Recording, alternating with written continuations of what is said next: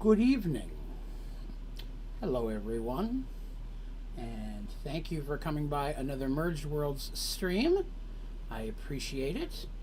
I'm just sitting here with little Patches is visiting me today, so I'm having a kitty pets for a minute. She doesn't really come up and cuddle with me that much, so I thought I'd give her a couple pets while we started. But thank you for coming by my Mergedworlds stream. I am excited to carry on with our tale. This one is Patches. This is little Patches. You're probably the one you'll see a little bit least often on stream and such. But yeah, she's a good little girl.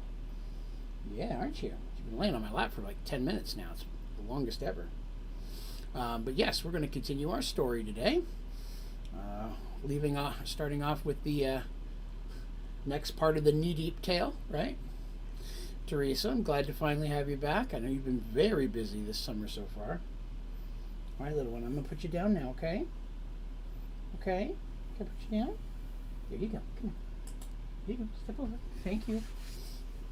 I have a fan blowing. So as I'm petting her, all of her cat hair is blowing right in my face. And I'm allergic to cats. So that'll be a thing. All right, well. Thank you all for coming by, and let me tell my story again today for the 55th time.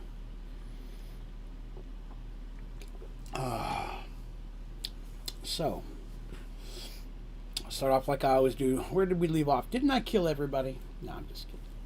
That's how I like to start every Dungeons & Dragons session, reminding everybody that it's only a matter of time.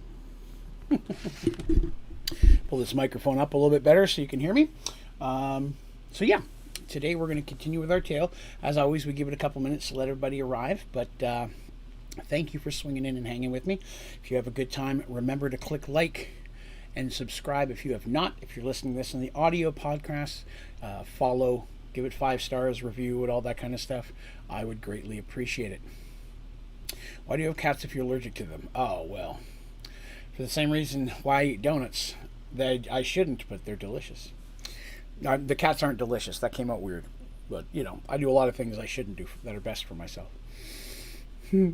So, all right. So, last episode, our heroes were trudging through quite the swamp.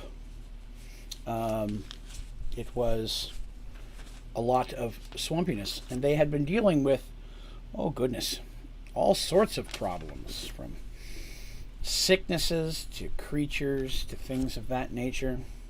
There was a whole lot of stuff going on.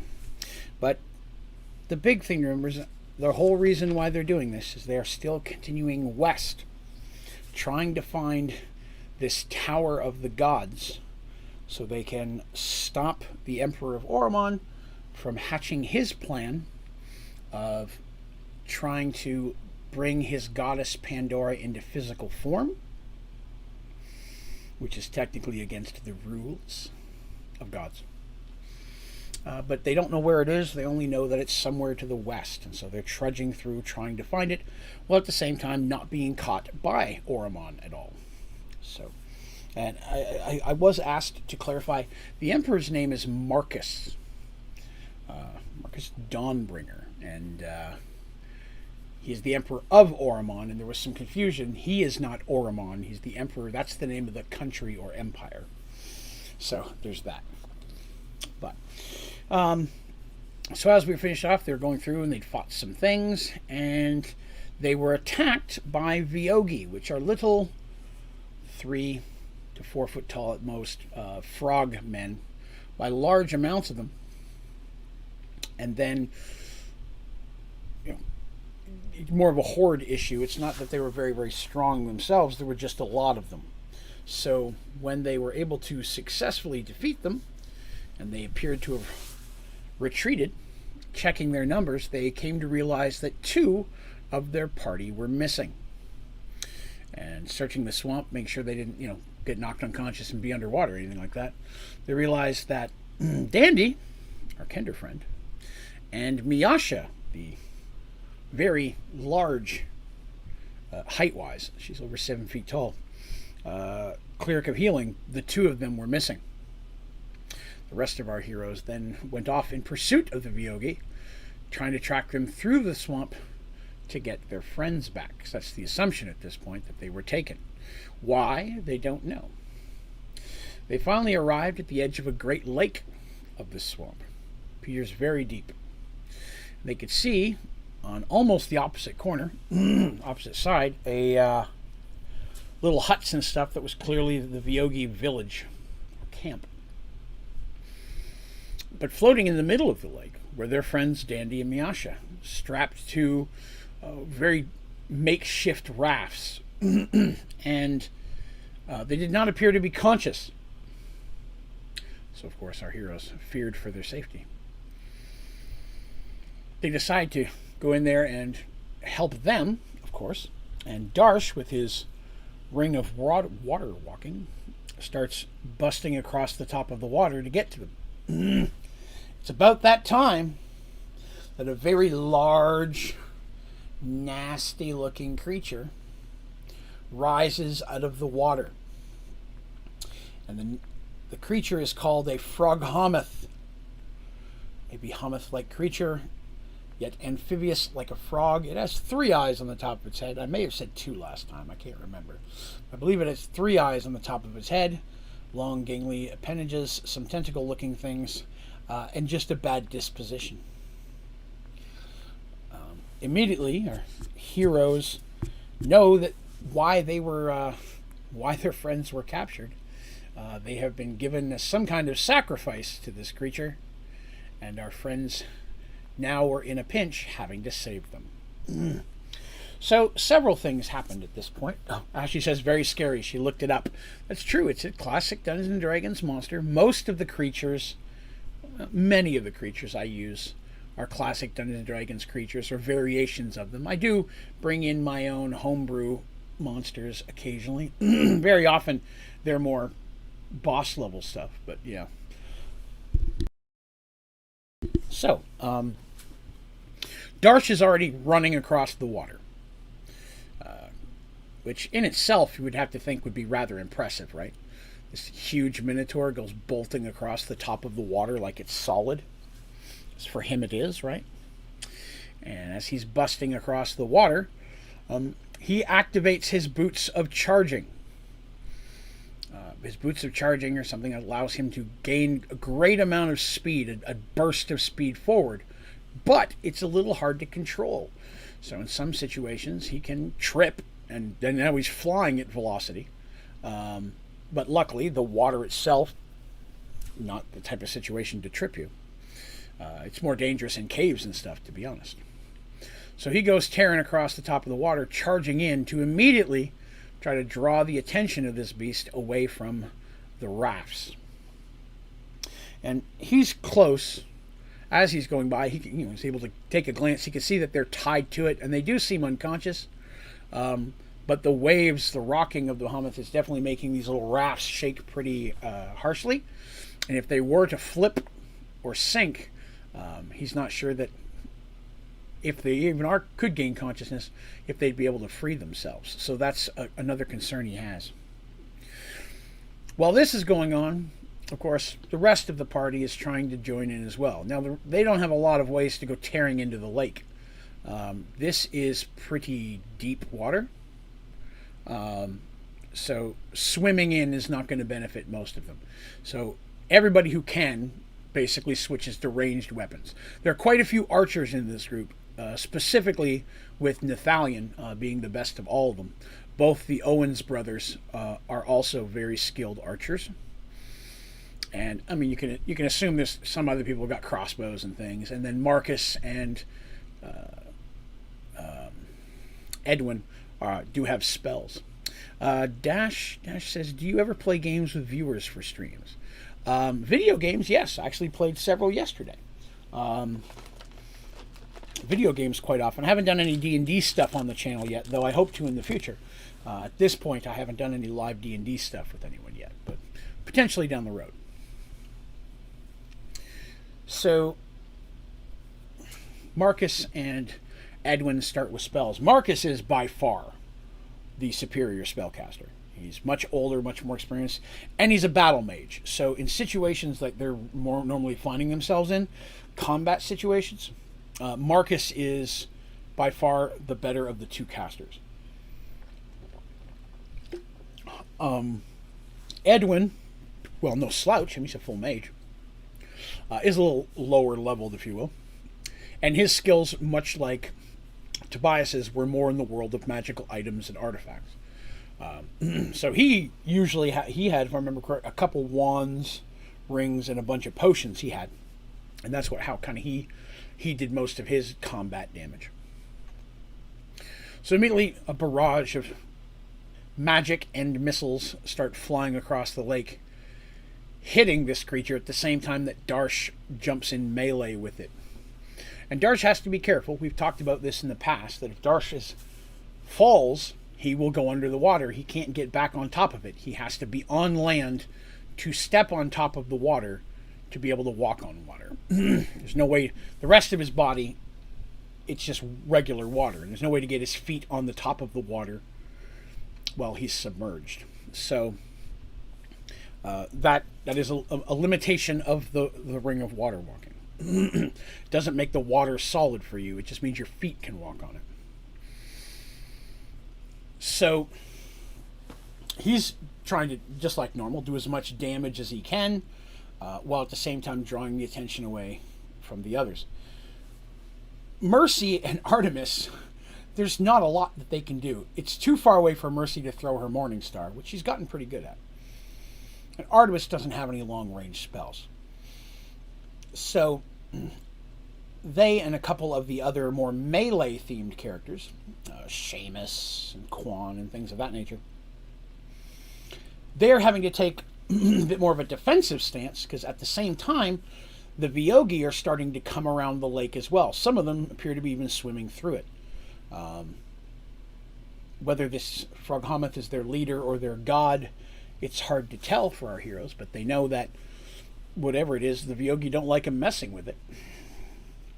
So the Vyogi are coming in as well. So the melee group have things to do. They're basically defending the ranged people so that they can focus on the large beast.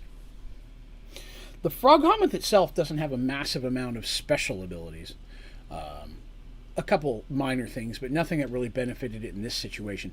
It really became more of a it's trying to deal damage, and it tries to grab things and just eat them whole, because it's big enough to do that. So Darsh is just wailing away at it with his sword. And he, if I'm correct, he was dual-wielding swords at this point. He did not have his shield. It was still strapped to his back. I mean, shield's not going to do a whole lot against a giant tentacle. Just a point for yourselves, you ever find yourself in a situation where you have a shield and you're facing a giant tentacle, it's probably not going to help you that much.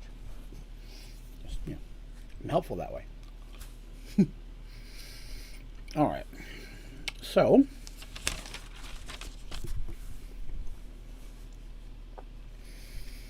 the battle itself didn't take too long. Darsh did, in fact, get knocked into the water. He'd done a good chunk of damage, but the Froghammoth did get a good hit on him, putting him in the water. That didn't mean Darsh couldn't attack anymore, but it greatly limited his abilities, because it's deeper than... he can't touch the ground. Water's too deep. Now, while this is going on, Quan had started to swim out to try to get to the rafts. If he could wake them up or get them untied, then that might be somewhat. Quan was doing that. One of the better swimmers in the group. Quan has all these skills. It's odd, because I didn't like superpower Quan. I gave him a range of skills that I thought might be helpful, and he ended up just being really, really just versed in the stuff they needed every time they needed it. It lucked out that way. But he manages to successfully get to Dandy, who by this point has awoken and has already half freed herself. The Vyogi didn't take much of her stuff. And even if they did, they took most of it. She's still got knives hidden everywhere. She has a knife, and she's mostly has a cut. By the time Quan gets there, he just has to help her a little bit. And then he swims on to get Miasha, while Dandy starts making her way back to the shore, because Dandy's feeling lightheaded. They had been given something to knock them out, and so she's not fully like in a point where she can fight. So she's trying to swim. She's really on the raft trying to use it to get back because she's still very out of it. It's at this point that Miasha's raft flips. It's still floating, but now Miasha's on the wet side. Darsh doesn't see this. He's still fighting. Quan is diving under and trying to cut the ropes off her. She is conscious at this point, as being dunked underwater will do for you. And she's thrashing around quite a bit, and she's relatively strong just from her overall size. But the ropes are holding her, but the raft is starting to fall apart a little bit. Quan manages to get her cut out, but by that point she's unconscious again. She's just inhaled too much water. And he starts swimming backwards, trying to pull her on the shore. And her man, she's a big person. I'm pointing this out. I'm not saying she's a fat person. I mean, she's just a very tall, large person. And so Quan it's a struggle for Quan, who's a little on the smaller side himself. Luckily, they're in water, so that helps buoy her a little bit. But he doesn't even have the raft. The raft pretty much fell apart. And so he's trying to pull her back. Seamus, at this point, has dove into the water, per Mercy's instructions, to go and help pull her in. And they're successful in doing that. Marcus really did a big bang in this one. He fired off a couple of his bigger spells, Fireball, Lightning Bolt. Some of the big damage one. The Lightning Bolt had the minor effect of electrocuting the water a little bit, so Darsh got a little zapped out of that, which he had some words for Marcus later about, hey, when firing Lightning Bolts at things in water, please make sure I'm not near them. But the Froghammoth finally wraps its tentacles around Darsh, like it's planning to do, and is trying to eat him. His arms are free, and so he's literally just every time he goes in to try to bite him, he's stabbing at its mouth, and it doesn't like that. But it's trying to get this big, meaty, horned thing in his mouth. Nathalion also did some good work in this one, managing to take out one of the eyes relatively early on. That had a pretty damaging effect on it. But, as expected, eventually, Darsh it gets a very good cut and cuts off the end of its tongue. It has a long tongue. It doesn't cut off a lot of the tongue, but it cuts off a chunk of the front of the tongue. And that's painful. I don't care who you are. And it basically throws him at that point towards the Vyogi village, which is a distance. And he ends up in the water halfway. It's not going to throw that far. When he's in the water, and he's kind of out of the fight at this point. The splash stuns him for just a second with the force of it, but he's going to take him a while to swim either direction. He can't walk on the water at this point. So it comes down to the ranged folks, and they successfully do quite a bit of damage to the Froghammoth, and it eventually sinks back down under the water. They don't know if they killed it or if they hurt it enough that it's just tending its wounds, but at this point they feel the best thing they can do is to get away from here, because it didn't look like it was trying to come on land at all, and they're hoping if they can get back out to the swamp, it'll leave them alone. The Vyogi at this point, seeing it crying out, especially when Darsh chopped the end of its tongue off, and it screams out really loudly, they freak out and start to take off into the swamp. Even the ones in the village take off, and they just start scattering everywhere. Seeing their god take that type of a damage is not something they were expecting. So Darsh was swimming to that shore because he was the closest. By the time he gets to the village, there's nobody there. He's able to look around a little bit and find a few things of Dandy's and Miasha's backpacks and stuff that are still there. So most of it's strewn on the ground. He gathers up everything he's got, and brings it back to shore, where Artemis is healing Miasha. They have to give the whole, mouth to mouth, get water out of her lungs thing, and then they heal her. But they were successful, but Miasha has had several close calls in this adventure already. Miasha is not the adventuring type, and I promise you that she is very much doubting she's ever going to be adventuring in the future. This is not her cup of tea, even a little bit. So, They gather their stuff up once their friends are okay, and they get back out of there as quickly as they can, because they don't know if the Froghemoth is going to be back or not, and they don't want to deal with it. So they manage to flee, and they have no other issues from the Vyogi moving forward. So that ended well, and they end up spending the next couple days still trudging through the swamp, a little bit slower at this point, a little more paranoid. One of our followers of the podcast, our good friend Paul, asked me, did anybody at any time use the flying carpet? And to be honest with you, no. They never once asked me if they could use the flying carpet.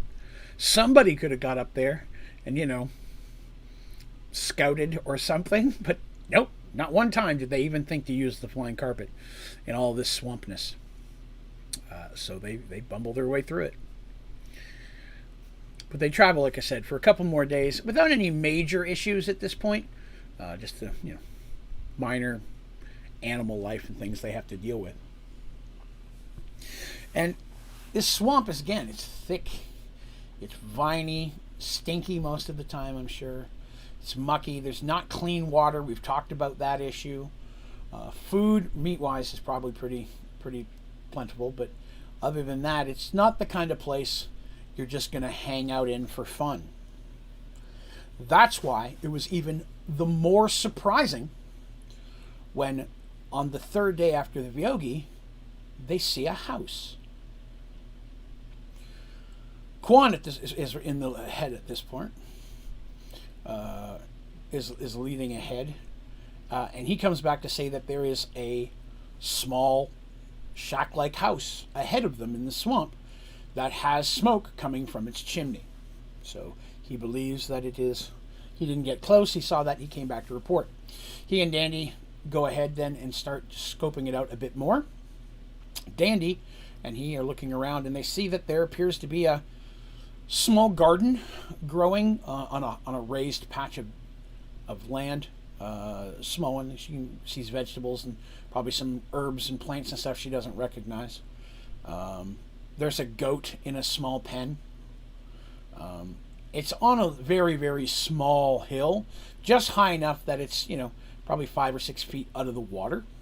But a big rain might still cause problems. But it's a little in a raised area, and with the land that it has there, the small hill, it's enough to kind of make a little homestead here. And it looks old.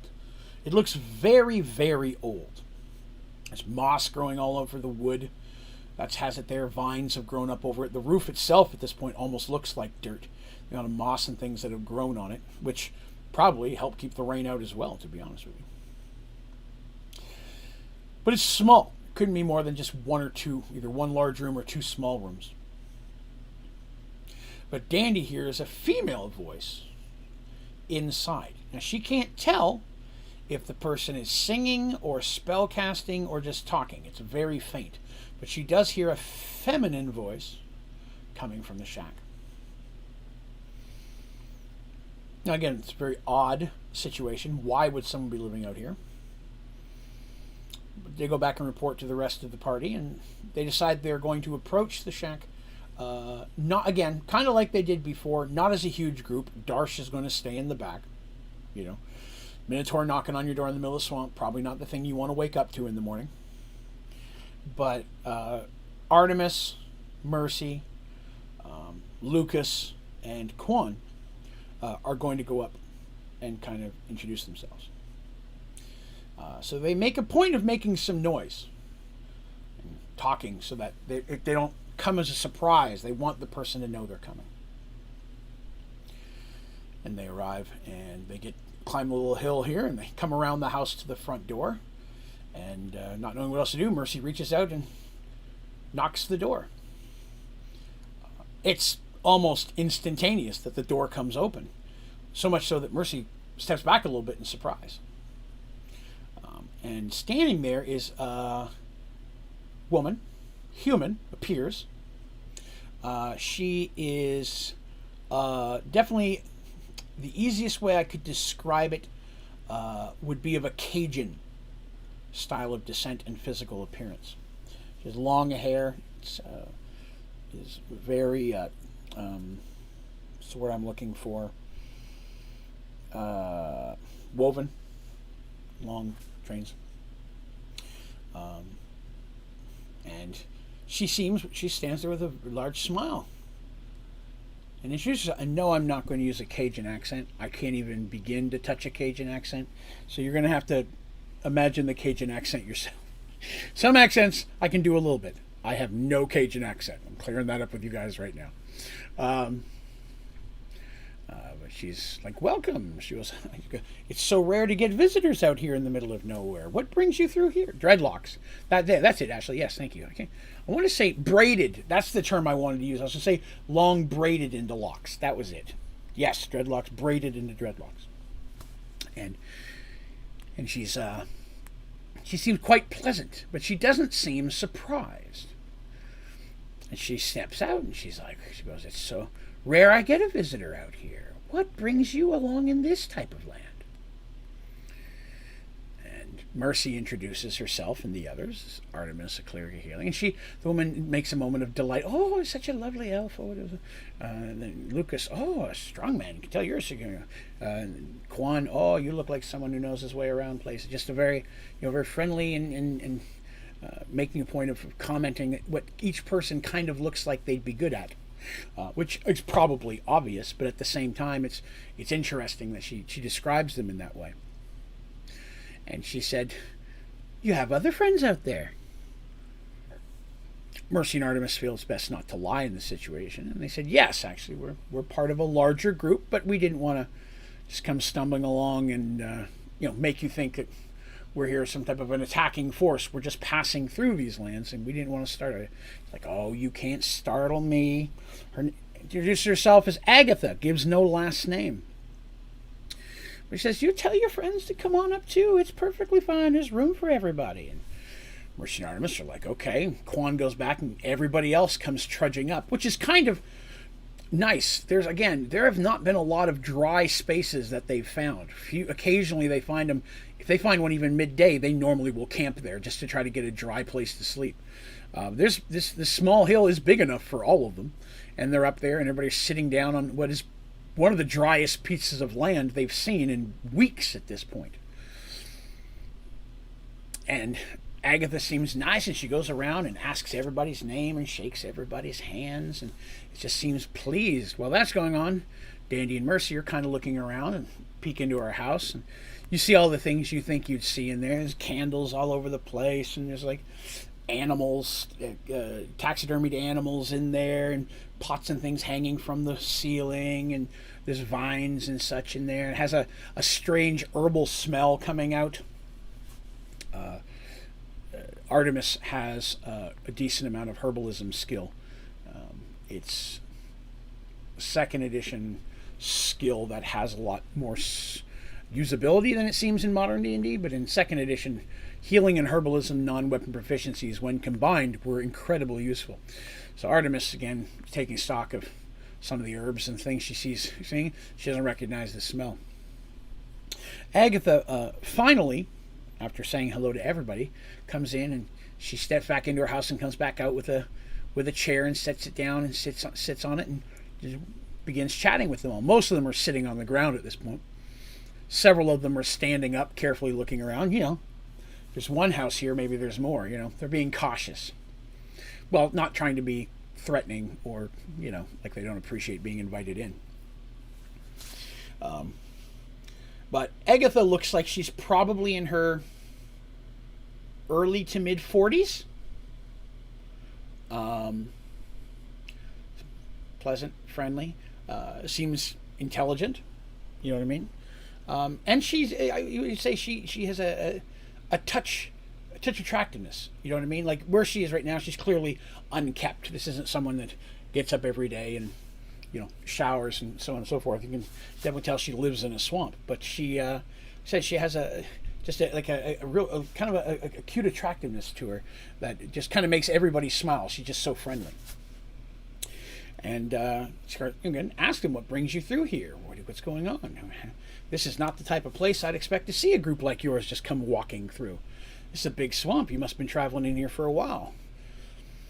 And they decide to go ahead and talk to her a little bit. They don't tell anybody their whole story, but as normal, they ask about a couple things. How big is the swamp? Do you know how much longer? Are there any other settlements around here? Are you the only one living out here? Why are you living out here alone? And she goes, oh, I've lived in this land for a long time. You might even say I was here before the swamp, really. But then, of course, the whole world changes, and now everything's different. Well, where am I going to go? This is the only place I know. This is where I've always lived. So like, okay, well, I think it kind of makes sense. The merge came through, probably made the swamp much bigger than it used to be, which is possible.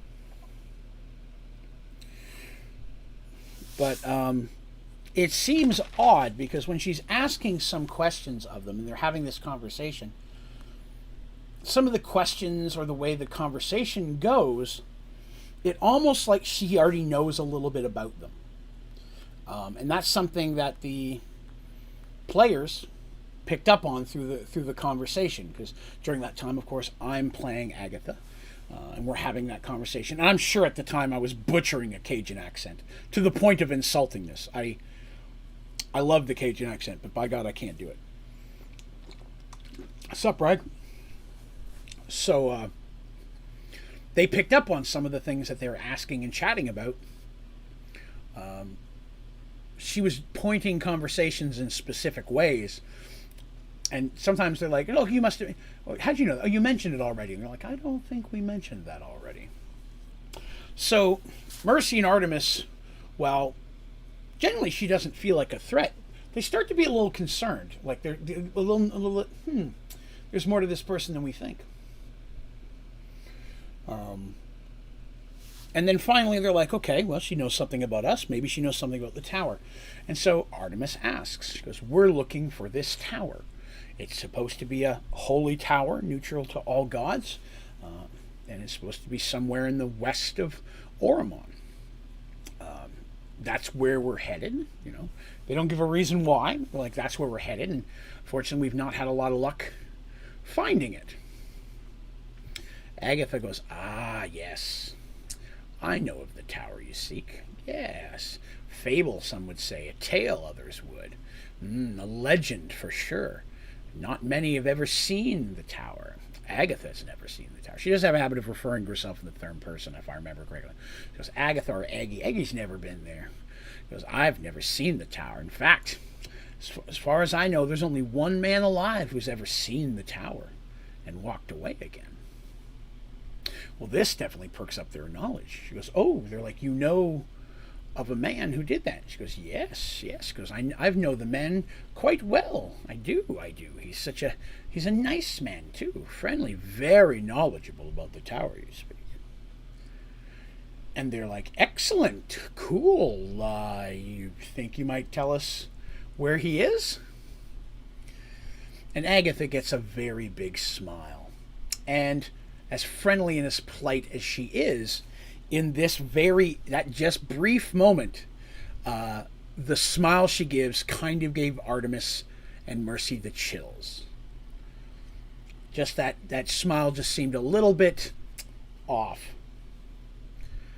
She says, she goes, now knowledge is power and a currency not easily spent. You're asking for something, a piece of information that a lot of people would really like to have. It's not the kind of thing old Aggie could just give away. But I'll tell you what. I'll strike you a bargain. I've lived out here for many years, and not far from here are some old ruins. Oh, old as long as the swamp is, I'd say. Old as long as the swamp is. And inside of those ruins, there'd be a necklace. Necklace that belonged to someone important to me.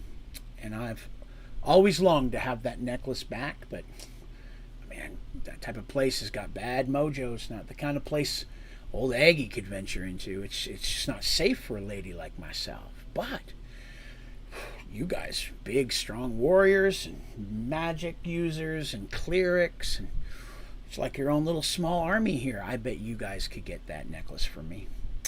If you guys could get me that necklace, I would be so appreciative I could answer any questions you might have of where to find the man that would help you find your tower.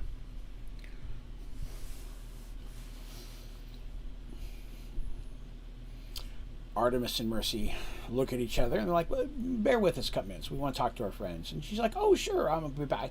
Grab a drink. I'll be right back. And she steps into her little hut, out of sight for a few minutes. Artemis and Mercy, who've been doing most of the chatting. Darcy's been staying in the back because Darcy's a scary-looking guy and he's not trying to make anybody creepy, so he couldn't hear a lot of the conversation. Dandy was close enough to hear most of it, but they chat about it along with some of the other people that they trust, Lucas and Marcus especially. And they're like, what do you guys think? She thinks she knows someone. And they're like, well, I mean, we don't have any other clues. All we know is west, but I mean, it could be 500 miles south, 500 miles north, and west. There's just no way to know if we're going the right way. If she actually knows someone who's been there, someone who can help us find it, I mean, there's not really any choice we have here. We need that information.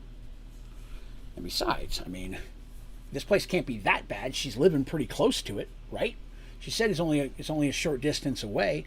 If it was all sorts of dragons in business, I'm sure she wouldn't be living right here. They take that into account and they're chatting about that. They're like, okay, that sounds fair. Lord knows we've done this type of thing before more times than we'd like. Agatha finally comes back out. She's got a warm glass of something, a cup, mug, clay mug. Looks very handmade. It's not the nicest mug. It says #1 Dad on it. I'm just kidding. It doesn't say that. But she sits down in her chair and she's drinking her warm mug of something. And Mercy and Artemis is like, yeah, we'll accept your bargain. We'll go get you your necklace. And when we come back with the necklace, you'll let us know where to find the only man you know who's alive who's ever seen it. She's like, oh, of course. I'll be excited to give you that kind of information. You'll have done such a boon, such a favor for me. Such a favor. Agatha gives them a little bit of information. It says, yeah, bring it back. Okay.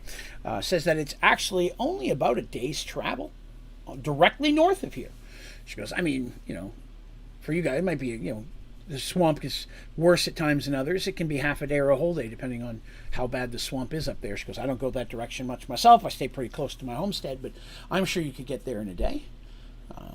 And she describes the necklace. It seems that it's actually very, she says the chain is very thin. Almost looks like it could just fall apart, but it will be surprisingly strong. She says that in the center of it is a green gem. She goes, it's a golden necklace with a green gem.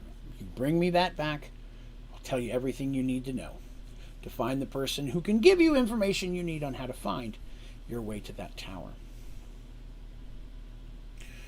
So friends thank her, say, okay, we're going to start heading that way. They start heading north. It does take a little less than a day, and they stop and camp as it gets dark in the evening. They find a relatively dry spot again. In fact, as they're traveling through this area, it almost seems a little bit drier than some of the swamp they've traveled in, which they haven't really noticed that they've been going uphill at all, but it's possible that it was such a small incline they didn't pick up on it, that over time they've just been getting a little bit higher. Maybe they're actually not that far from the end of the swamp. Or north, there may be an edge of the swamp. Who knows? But they're thinking about it. They're like, well, maybe we also may have found a way out of the swamp. If we're getting out of the wet, and maybe after we bring her this necklace, we can come back this way and get out of the swamp finally. They make their way towards the ruins. And, of course, they're cautious. She said, bad mojo. And it seemed warning enough to know that she thinks there's something dangerous here. So they're very careful as they approach, which is a good thing, because when they come to the ruins, excuse me, the ruins are actually quite large. They look almost Mayan in design, although most of it appears to be overgrown, again, with moss and vines and plants and such. A lot of it appears underwater. While it was dry there getting to it, once they approach this place, it seems almost like there's, I wouldn't say even a lake, just like a real deep puddle that this thing is in. You know what I mean? It's just a little bit lower than the rest of the land, so some of the water's filled up there. So part of it seems like it's, all the buildings, or what were buildings, appear to be partially submerged. All right, White, Man, I've been in the mood to play Magic the Gathering myself recently. I need to get the video. I need to download the PC game and play it. I miss playing Magic. I used to play Magic for years. Sorry. The newest Magic the Gathering expansion that's going to be coming out. I was reading on it the other day. It's actually going to be a Dungeons and Dragons themed thing. Wizards of the Coast is finally going to make one, so I'm interested. Anyways, so seeing the buildings also immediately lets them see that there's something living in these buildings. And the snake-like creatures obviously have a snake bottom half, but the top half appears humanoid, arms, muscular, wearing clothing. They appear armed, but their heads are that of lizards or snakes. So they're like a snake head, but with a abdomen and such. Some people, depending on your depiction of them, if you looked almost naga-like or naga, but with more of a snake-like head. So they see that they don't see a ton of them, but they see enough that it's a concern. So if they can see this many, how many can they not see? Some of these buildings do look submerged. Maybe there's more ruins behind them that they can't quite see. So they decide they're going to have to be very careful. Now, in the center of these ruins, they can see a large building. It almost looks like it was probably some type of central building or temple. And some of the corners appear to be caved in a little bit, but it's still a very large building. And Agatha had implied it would be in the city center. And that appears to be the middle of the ruins from what they can see. They decide that's the direction they're going to have to go. So they begin trying to sneak through these lands. Now they've seen 6 to 8 of these snake men, and they all appear to be male at this point. They don't see anything that's female, from apparentness anyways. They look male, and they're moving around, but they don't appear to be like guarding anything. They're not like on a patrol. It's just like people going from place to place doing their thing. There might be one just kind of literally chilling by a building, or somebody sitting there eating something, or someone maybe is standing there talking. It's like they live there. It's not so much like it's garrisoned or they're protecting something or that type of a camp. In a lot of Dungeons and Dragons adventures, every time you find a gathering of people in a situation like this, it's like they're there to defend it. Why? How many people come here, right? They can just be living regular lives in this place. Maybe they're not. Just saying. Give your players some options. So they come around the west side of the building. From what they can see, it seems to have the lesser of the amount of lizard creatures. And they've seen creatures like this before. This is not their first time fighting a snake man. I want to say they fought several of them in the flooded Persian-style temple where they got the water stone way back in the day. They fought creatures just like this. So this is not... they may be dressed differently. Maybe even from a different world. This is Mergeworlds, after all. But creatures like this they've seen. So they try to decide how... Should they all go in? Should some stay out? And this is the thing. Can everybody sneak through this town and not get seen? Do they wait till the nighttime? Do they do it during the day? Does a small group try to sneak in? Does one person sneak in with some people in a chest of holding? This is one of those decisions that they have to think on. And so the characters, the players, decided that not everyone's going to go inside. Just in case there's a problem, having some backup might be good. All 4 of our main characters are going to go inside, which also means Lucas is going inside. That's just how that works. They also decide to bring Quan, and they decide to bring Nathalion, because, again, it might be handy to have some range. And there was one other they brought. Garrick. They brought Garrick the Minotaur, the cleric. Again, thinking that having another magical user would be good. They left Marcus and Edwin in the back because, again, if they are swimming and stuff, wearing a bunch of robes is not going to be very convenient. Artemis is already running into those problems. So everybody gets in the chest of holding except Dandy. They've once again entrusted their lives to Dandy. who very rarely lets them down. But she ends up sneaking through, and they do wait till it's starting to get dark. They don't wait till full dark, just enough that there's enough shadow. The sun's dipping behind some of the trees of this that, even when the sun's relatively still high, it's still going to be darker here because of all the trees and such. And she uses that to her advantage. And she sneaks into the temple. Again, at no point does it appear that anything's guarding this. She does see several lizard folk, snake folk, whatever you want to call them. But none of them seem to be looking for anyone. And in fact, she sees less of them as it starts to get darker, like they're going home for the night kind of thing.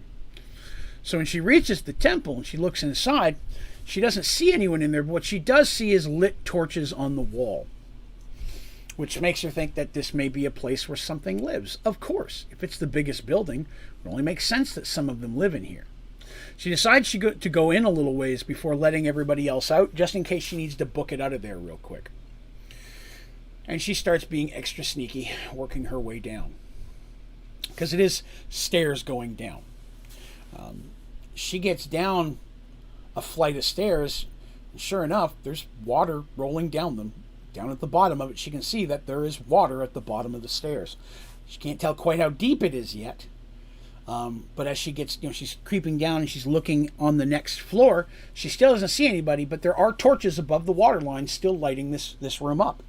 So maybe the snake folks have no problem with the water. She feels at this point it's best to let everybody out. She doesn't know how deep the water is. She doesn't want to jump in there and a crocodile come out or something. And then she gets eaten and they're stuck in a chest of holding and die. So she lets everybody out.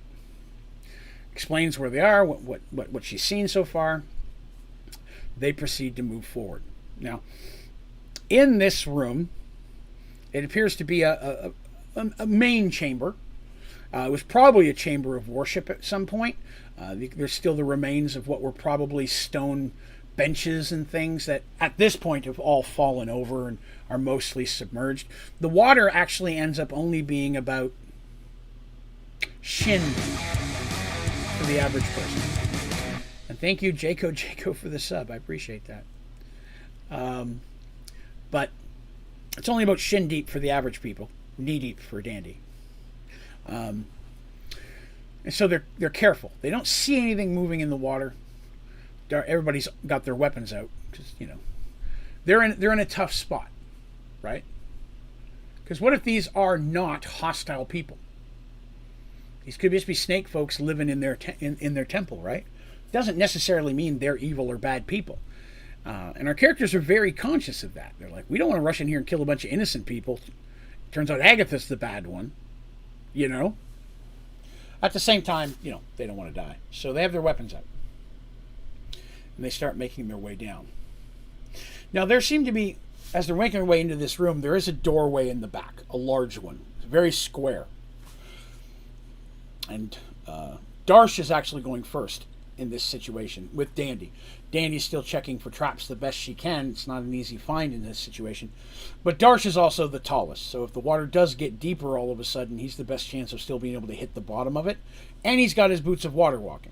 He could literally step up onto the water should he need to. He's not doing that right now because he's tall, and he'd have to crouch. This is a big room, but he's also very tall. So that's an option should he need to. They're making their way through that doorway, and they see that the doorway is another large set of stairs going down. The water running down the stairs. Now, down there, it seems relatively dark. They don't see any torches at this point. They do hear what sounds like muttering from another doorway past the stairs. So this room is mostly stairs with a little walkway around it and another door in the back. So they have to make a decision. Do we go and try to see what's talking and confront that? Which could be something bad we have to fight, or could be something good we have now caused problems for? Or do we want to try to sneak down the stairs? And they decide to sneak down the stairs. They said, if whatever it is, if the necklace was up there, they always probably going to have to come back up. If they could avoid running into anybody, that's what they'd like to do.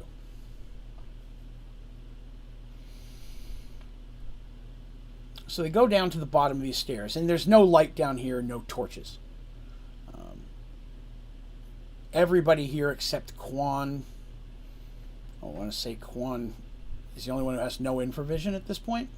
And Lucas. Quan and Lucas don't. But they refrain from lighting a torch at this point because they're trying to be a little more cautious with that. So they're just, kind of bumbling through the dark. It's not pitch black down here, but it's pretty dark. At the bottom of the stairs is a door. It's a large door. In the center of it is a raised circle with symbols on it and lines. And they start looking at it, and sure enough, it appears to be some type of puzzle locking mechanism. Because I'm a jerk. Remember that. From the looks of the door, it has not been opened in a long time. There's no fresh markings on the door like anyone's scratched away at it or been trying to figure out the puzzle. So looking at even the overgrowth and the water and such and the mold and funguses on the door, it doesn't look like it's been opened in a very long time. So either there's a reason the snake folks don't want to get in here, or they couldn't figure out how to open it. So our heroes tackled the puzzle. It took about 15 minutes of our life for them to figure out the puzzle. And it was imagine it was a puzzle with like planets. It was a matter of aligning the planets successfully. There were different rings with different planets on it, and they had to line them up in a specific pattern. There were some symbols and such on the walls that helped point out the order of those.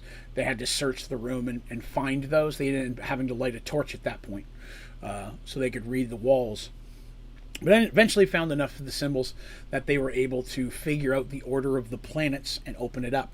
Now, are there other planets? Probably before Mergeworlds, but this has existed since before Mergeworlds. And that's the thing I have to remind folks of a lot of times when I talk about Mergeworlds.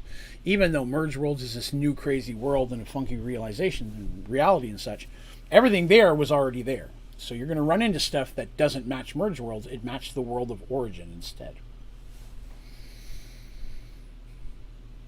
They manage to get the door open. Now when they do, they hear it unclasp, but the door itself doesn't move. They have to basically push the door open, which isn't easy. There's water here. There's water pressure. And because it's hard to push the door open, lets them know there's very likely water on the other side as well. But Darsh is strong enough with Garrick that they were able to clink it open. But it was not quiet. It made a noise. So there were some concern that they may have attracted unwanted attention. So as soon as they were inside, they did their best to close it most of the way, so that hopefully anybody looking down there would still look closed. But they didn't want to close it all the way just in case it locked again and they couldn't find their way out. So this dungeon, because that's of course what this is, right, was more of a trap-based dungeon. There were some combat and things they had to deal with going through here. But each room in itself was not so much a puzzle, but an annoyance. There were things they had to do in every room. Most of it was activating certain levers to open the door to the next room. Like I said, that first door was a puzzle. But each room had something about it that made that difficult. In the first room they came into, the floor was completely covered in snakes.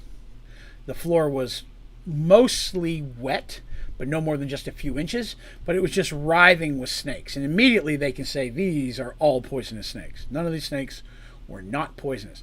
There were small holes all over the walls. You could see the snakes were sliding in and out whenever they wanted. But it was just very, very tons of snakes. Very Indiana Jones-like, if you ever saw that movie. They could see that there's a door ahead of them on the left, and over on the right is like a switch lever they can pull down, like just a stick coming out. It's kind of large, but Darsh, Garrick probably could pull, even Mercy could probably pull it down. Mercy's no slouch. But they have to get across this room of snakes. The problem was they did not know that there was a spell cast on this room that reverses magic. So any spell they cast while inside did its reverse, if it was possible to do so.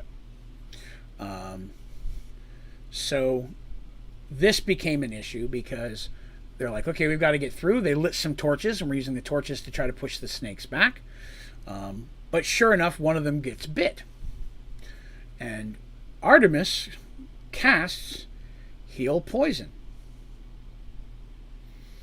And immediately the person gets 10 times sicker as she just drastically increased the amount of poison in them, which was very confusing. Garrick tried to heal the same person, and it was Quan, by the way.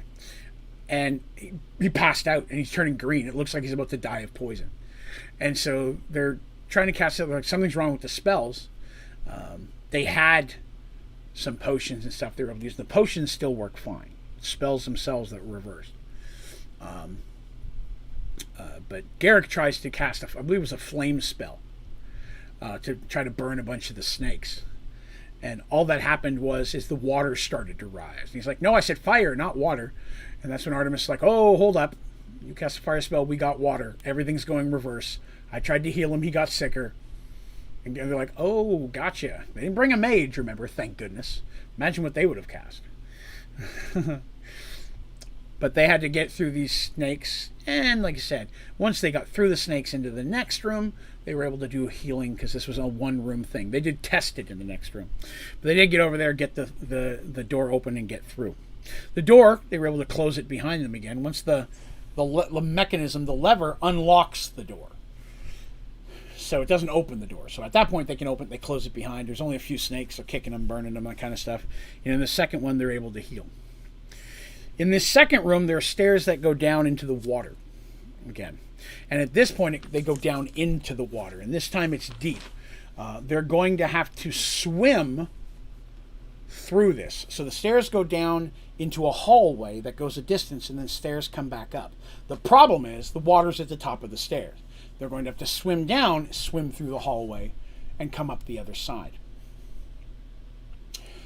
Quan, again, pretty good swimmer, no infravision. And this is a problem because there's not any light under there. So Dandy decides she's going to try it first. She'll go down and look for traps. And it's not that there's traps, there are obstacles. On the walls and ceilings in different locations, there are spikes and what look almost like broken glass and sharded things that if you get close to the side, now I'm not talking huge spikes, just enough that if you get close to the side, you're going to hurt yourself very badly. And you can imagine these have been underwater a while. They're metal or stone. Probably going to, rust. You're going to get tetanus. You get something. So they had to swim through all of this, and a couple of their people can't see, right? Everybody else can kind of see. Infravision underwater is already a problem. The only one who can see perfectly fine is Mercy. Mercy can always see perfectly fine. It's her little headband tiara she's had from the early days. Is definitely something that makes her life a lot easier. So they are having to swim through, and there was a lot of rolls because they had to not hit the things while swimming. And there was a decent amount of space. The bigger the person, the harder it was, obviously. And then whoever had to guide through Lucas and Quan also had extra negatives to try to pull them through without them getting hurt. So when they get into the next room, they finally come up the stairs into the next room. The stairs aren't quite as high up, and here the water is knee deep. And here next to in my book where it says knee deep, next to that in brackets I put LOLZ because I was just tickling myself with another knee deep reference. In this room, like I said, the water is about knee deep for the average person, a little bit shorter for Darsh. There appear to be 4 alcoves. Each of the 4 walls, they come up the stairs in the middle of the room, have an indentation. So it's kind of like a big plus sign. But each one has some water that gets deeper there. So like some stairs. Imagine if this was just a dry temple. It would be some stairs down to a small flat area. At the end of each one of the cross symbols. And they can see, just above water level, a lever in each one of these things. So they're like, okay, we have to do these. Darsh decides that in this situation, he's going to take it upon himself to just walk across the darn water and just flip the switches. Because, that would beat whatever traps I put under the water. I was ready for that. So you're standing on water, the water's still wet. So when you pull down something that electrifies the water, it is going to get your attention. Darsh took let's see, 2d12 plus 10 points of damage. That is the possibility of 34 points of damage from electrocution. He could also save for half. Hey, Jonas, what's up, sir? So he could also save for half, right? Darsh got the snot zapped out of him in that water. Didn't knock him out, but man, it came close. Came close. Flipping the switch is what actually lit that. Let's see. The second alcove was actually a tunnel where the lever was at the end, and it was very hard to pull. It required a strength check. So in that situation, somebody else swam down there, wasn't strong enough, had to come back and get help. The third one, when they flip the switch, it ends up making spikes come out of all four walls of the little tunnel they had to swim into. And they had to swim back through that with a very narrow area. And the fourth one didn't do anything. And that scared them the most. When they flipped that fourth one, nothing happened.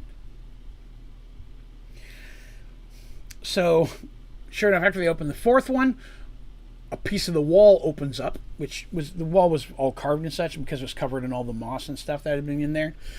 They couldn't tell there was really a door. There ended up being a door. It wasn't that it was a secret door, it was just covered in stuff. So they go into the next room, and this room is actually stairs. Ooh. Thank you, Ejarnik, for the sub. I appreciate that.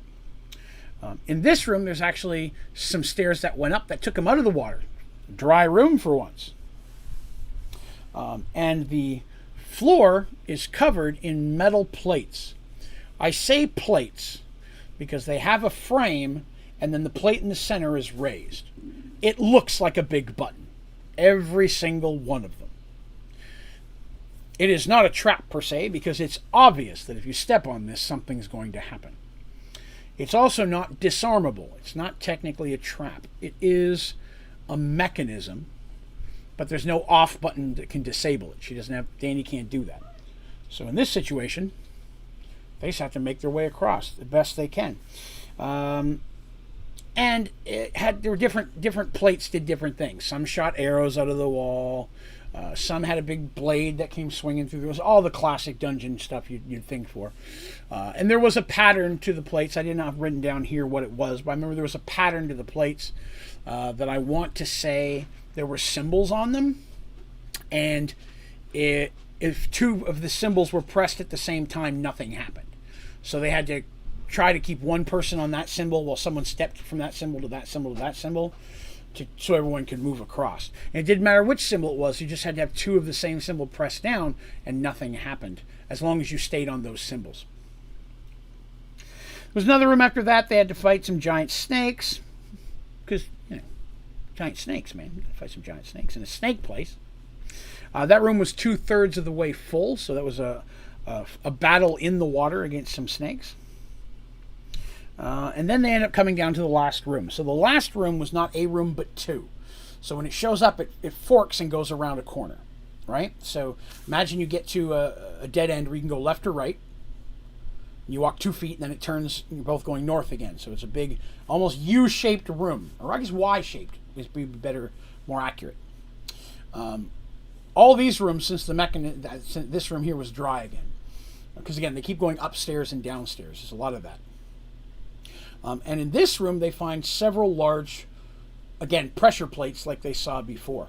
And each one has symbols on it, and there are other ones on the other side.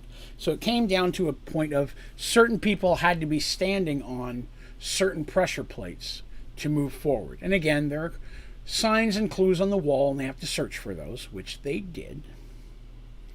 And they were successful. When they did that, what was the middle of the Y that I was talking about, where you had to go left or right, actually a door opens up there, and you can go up in between the two things that went north, the two passageways that went north. And so they head in there. Now, this room had 4 large snakes in it. Now, when I say giant snakes, I mean massive snakes. They were probably 3 or 4 feet wide at their centerpiece. They were very large snakes. And they had to fight all of them. And then at the end of it, in the back, sitting on a chair was basically almost like a mummified corpse. I don't mean mummified like they wrapped him up in bandages, but there's a corpse that's just kind of sitting in the chair that's all sunken in just from the just being in there and the humidity, because it's humid, right, in the swamp and things like that. It's just almost like it's dried up into leather, and it's got mold and stuff that's kind of on that. Titanoboa size? That's very accurate. Yes, I'd say very much like that. Yes, thank you. Yeah.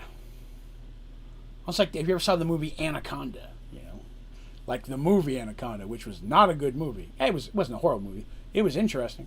That had a big old snake in it. But yes, in that situation, so when they had that, they had to fight those. They find the thing in the back, and it's sitting there, and it has the necklace around it. And it also has a bracelet. Now, the bracelet and the necklace do not look like they go together. Very different. The necklace is exactly like she said. It's a gold necklace with a green gem, but the gold around it almost makes it look like a bug, like a scarab, almost like a beetle. The way the gem is laid in there, it almost looks like a golden beetle with a gem on it as its back. The bracelet appears to be silver, and it had a couple different gems on the back as well, but they were 2 red ones and a blue one in the center. And they decide to take both of them. They do detect magic, of course, and they both, the necklace only faintly detects magic, which doesn't always mean anything, but it's just faint and not enough that you could tell what kind. The bracelet did detect as magical, so they took that. It's a bracelet that I designed specifically, and I don't know if I've talked to you guys about this before, but it's a bracelet that each of the gems basically acts like a holding thing. So I can have a sword in my hand, and I can sync it to that gem.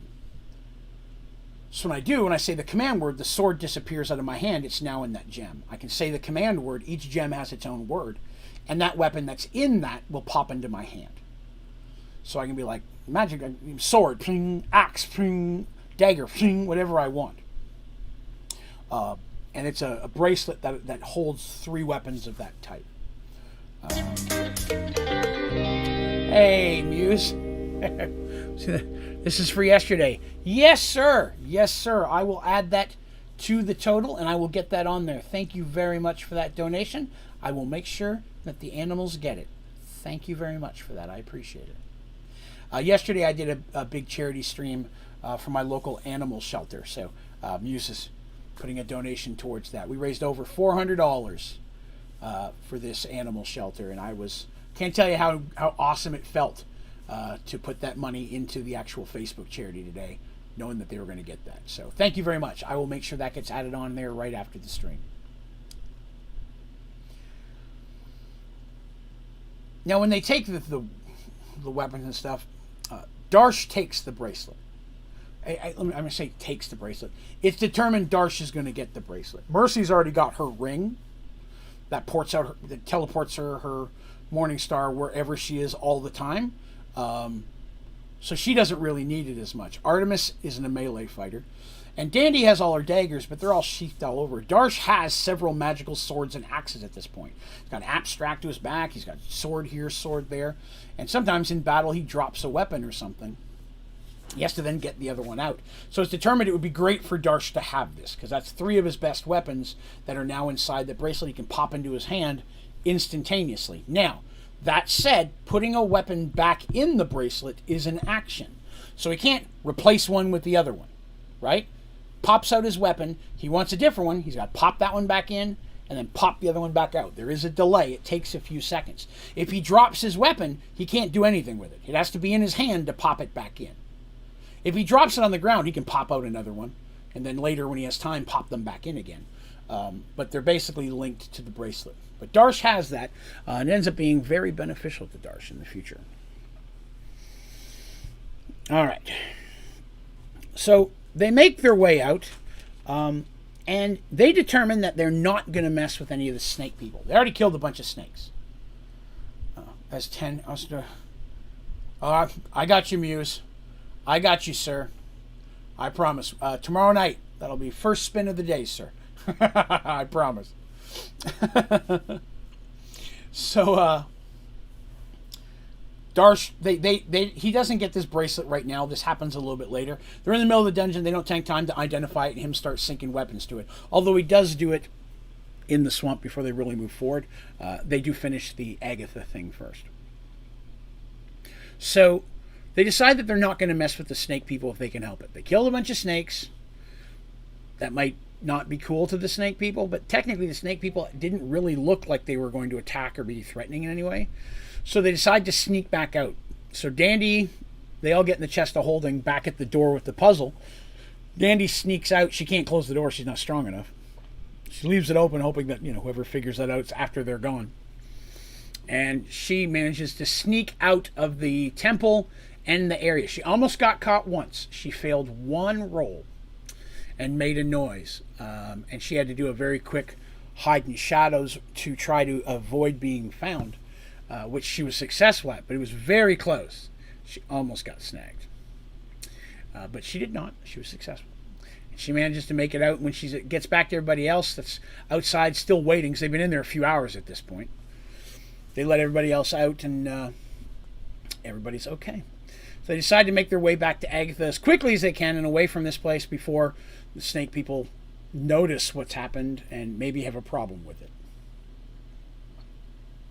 The reason I said Darsh didn't do the bracelet right then is because in that moment they didn't know if that was something Agatha was going to want as well.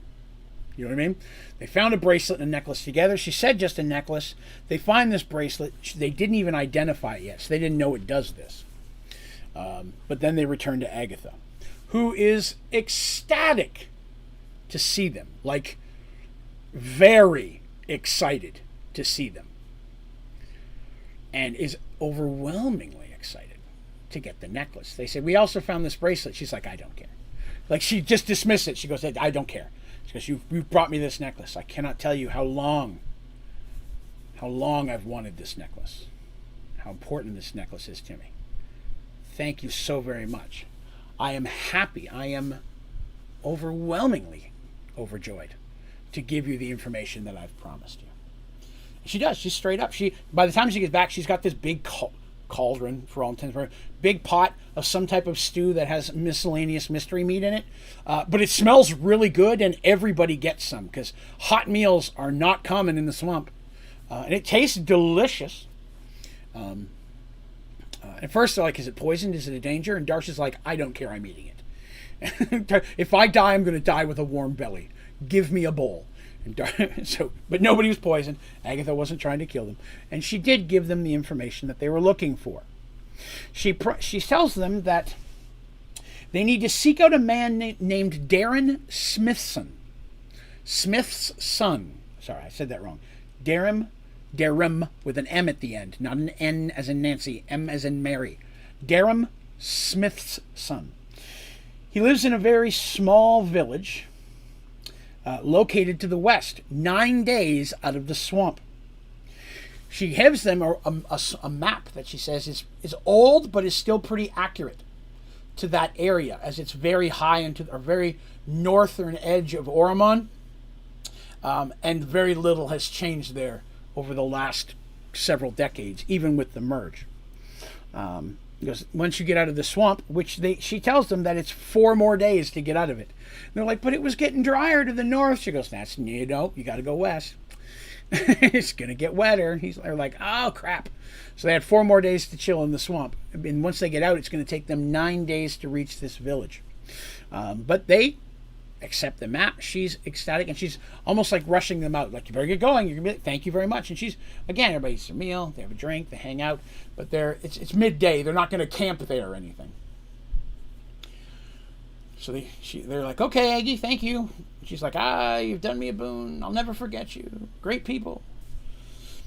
So they head out back into the swamp and start heading west. Barely a minute goes by before Seamus calls out. Now, remember, Seamus is riding in the back of this party. Seamus is one of the last people coming along. He's kind of their rear tank, if you will. Everyone stops and draws their weapon quickly. His cry was quite in shock or surprise. Mercy and Darcy and Artemis, our heroes, go rushing to the back to see what's going on. So they're traveling single file, right? So that way if somebody falls in a puddle, the other one doesn't. And Seamus points back towards Agatha's hill.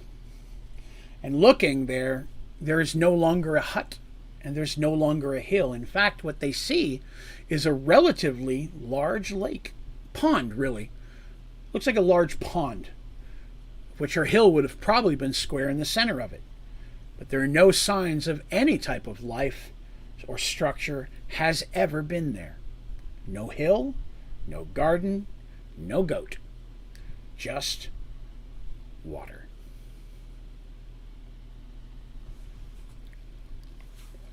Gonna eat a mint real quick.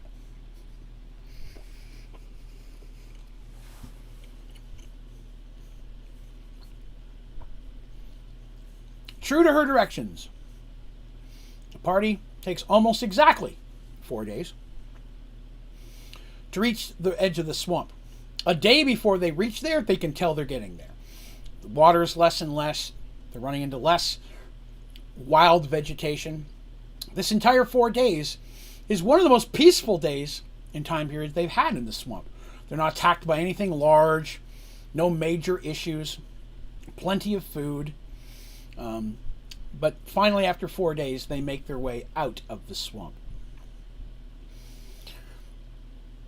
And I'm sure you can imagine, the swamp, this is Mergeworlds, so the swamp has a hard cut, right?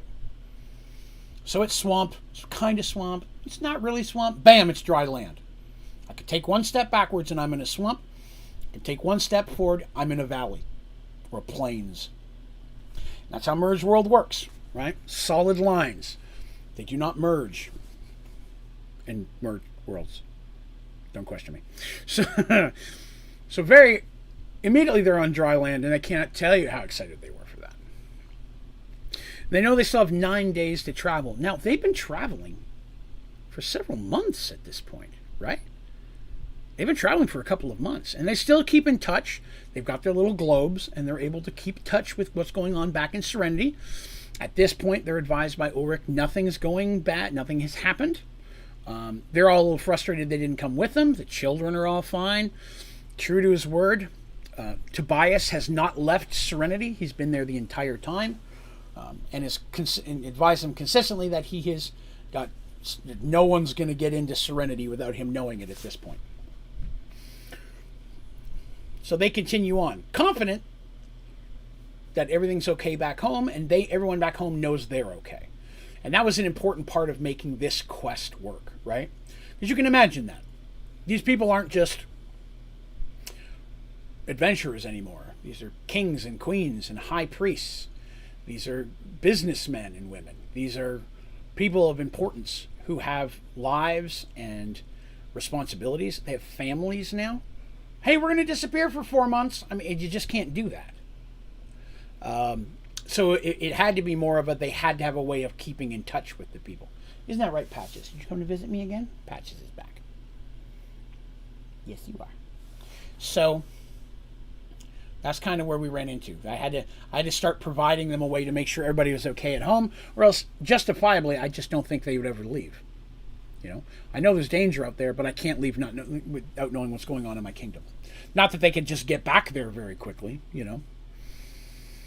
But I guess the thought in the back of their mind was, if there was a real emergency and they had to get back to Serenity, they could break that hourglass and have Tobias open up a portal. You know, that's not what it was intended for, but if that's what had to happen, they could. They didn't tell him that, but that was their plan. So they travel 9 days without incident. Several times they see what appear to be small villages or farmsteads. And they're a little bit more common. So at this point, they actually start avoiding them as much as they could. They want information, but according to their map, those aren't the towns that they're looking for. So they best not bring any type of attention to themselves if they don't have to. The land is very passable. Plenty of food and water available through hunting and vegetation and rivers and such and fishing. So they don't really need supplies. All they really need is information. They have a map to the place they're going, which is a town named Dove's Bend. Right? Yes? Dove's. I said that already? Yes, Dove's Bend. So they travel to get there. And it takes them 9 days.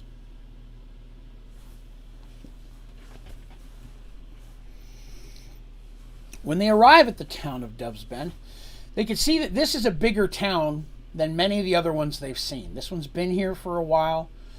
Multiple businesses, multiple homes, everything you'd expect to see, blacksmithy, all that kind of stuff. And it even appears to have a couple decent roads going through it. People on horseback or even wagons passing through. This is an actual hub of probably some of the smaller towns in the area. And it seems very peaceful. I'm sure there's some walls and such and signs of some type of protection, but they don't see anything that they would call empire symbolism. They don't see people walking around in the armor of the empire or anything like that. It appears to be more local protection. Sure enough, there's a sign, Dove's Bend. They head that direction. Now, as you can expect, as is wont to happen, and one of the reasons why they avoided up to this point, this is not just a group of people walking down the road. This is an incredibly well-armed, well-armored, incredibly diverse in race group of people marching up to this town. You got 2 minotaurs in there.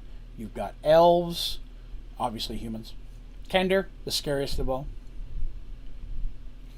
Marching up the road, because there's a little road, up to get to Dove's Bend. Once again, a bell is heard ringing, and sure enough, multiple people armed come to the edge of the town where our characters would be walking up to, that section of it.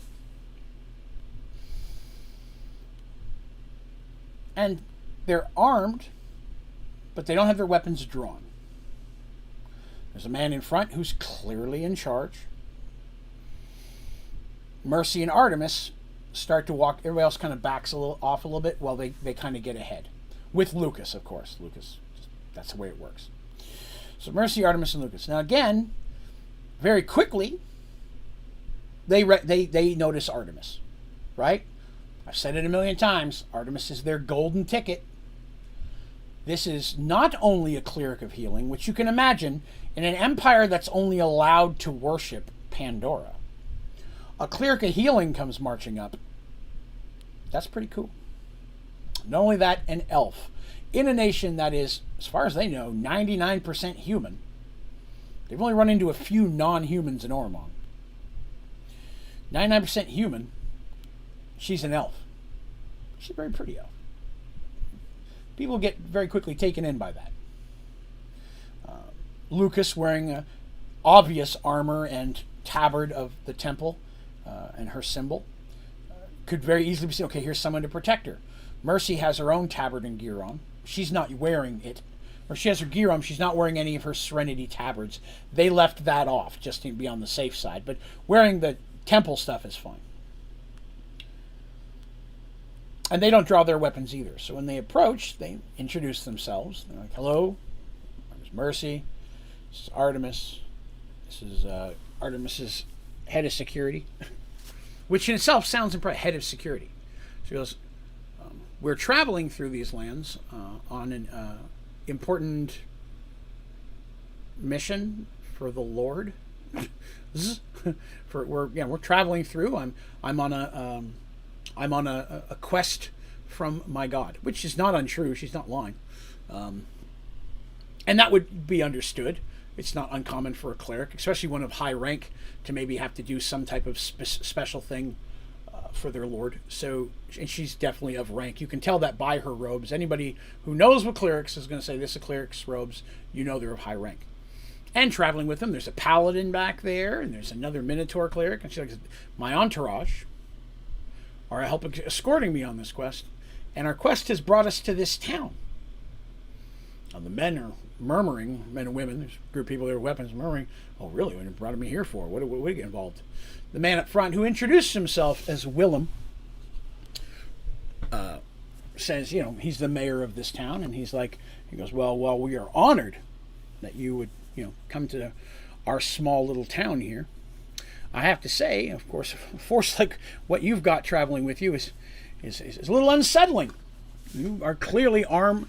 You have many armored, weaponed warriors with you, but 100%, I honestly trust you for who you are. What brings you here? They said, well, we're looking for someone.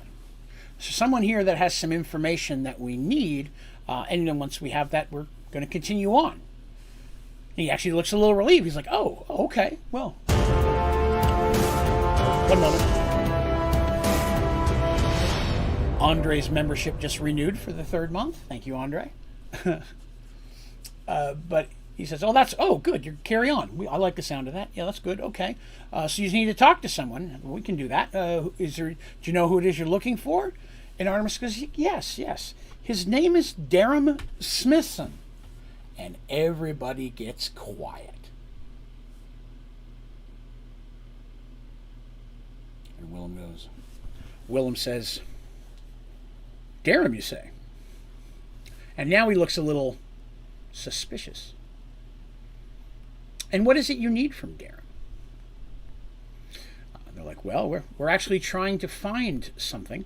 And we're told that he knows where it is, and that we need to speak with him to get directions, basically, for all intents and purposes. We're trying to find a place, and we're told he has the directions we need. And they're like, well, maybe I know. I know these lands pretty well. Maybe I know the directions. Save you the hassle. What is it you're looking for? Oh, Jonah says, mine renewed, but I didn't get that moment to seek you. Oh, it's okay. Yeah, it only occasionally does it pop up. Usually people who joined memberships during a stream, it'll sometimes pop up during another stream. It doesn't happen for everybody. Plus, some people are on auto renew, so if he had just logged in and renewed it manually right now, that would have made it pop up. So it's cool, but it's never know what's going to happen, right? But what is it you're looking for? Artemis is like, well, and she decides to be honest, because we're looking for a mythical tower. Basically, it's a tower dedicated to the gods. I'm on a pilgrimage to it, and I'm told Dennis knows where it is. His eyes open wide. He's like, oh, well. Yeah, I don't know where that is. Yeah, I guess you will need to speak with Darren. If you don't mind, Darren's a bit older. It might be better if just a few of you came to see him at once. And he's looking nervously back at the minotaurs and stuff. And Artemis and Mercy look back like, oh, we understand. Yes, only a few of us need to bother him, of course. Maybe the others of our party would be able to purchase some supplies while they're here. We definitely have some coin, and we haven't come across the town in a little while. I'm sure there's some goods and services that we'd love to spend some coin on. And the mayor's like, oh, well, then yes, please. Everybody else could go shopping. Darsh, hearing all this, he kind of steps up and he says, all right, I'll take these other guys shopping. We'll go get all the supplies and stuff. You go talk to Darren. And so Mercy and Artemis and Dandy and Lucas and the 2 mages. They take the mages in this situation. Because again, Magnus has been on the older side himself. And they're like, hey, maybe old man to old man. We don't know, but magic might be helpful. So this is the group that they decide to take with them to meet Darren. And Willem he escorts them himself. And takes him kind of to the edge of town, a little bit on the other side. But a very nice, cozy little cottage. Is best the way to describe it. It is very well cared for and maintained. I mean, you look at it, it's probably the house in town that looks the best. Like, buildings look like they have some wear to them, weather, paint fades. They don't, in this type of medieval type kind of thing, not everybody has blue and red and green paint, unless you're a kender or a gnome. But the average person doesn't have that. It's whitewashing and such, things that you can get a hold of, and that fades in the sun. His house looks like it was just built yesterday, but you could tell it's not. The house is overwhelmingly maintained.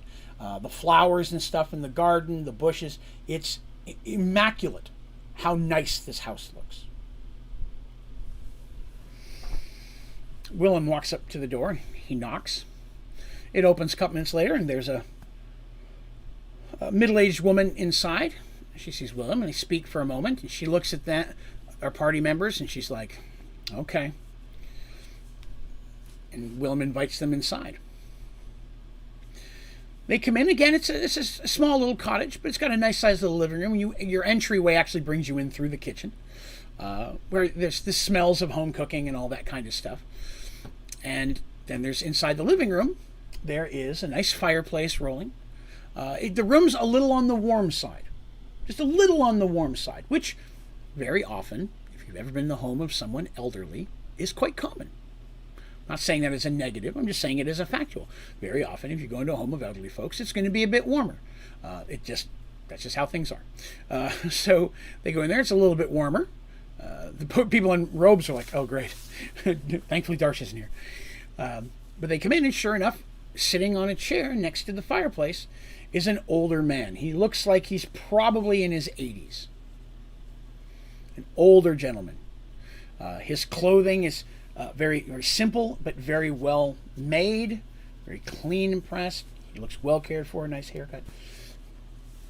Little bit of a short beard, just a very short one. But immediately, the thing they notice more than anything else is that he's blind. Willem steps in and says, Darum. And I was like, Willem, welcome. What brings you by? He says, well, Willem, I have a group of travelers that were coming through town, and they actually came to speak with you specifically. They say it's important that they have a moment of your time. Would you mind speaking with them? Darum's like, oh, I'm always happy to speak with visitors or guests. Of course.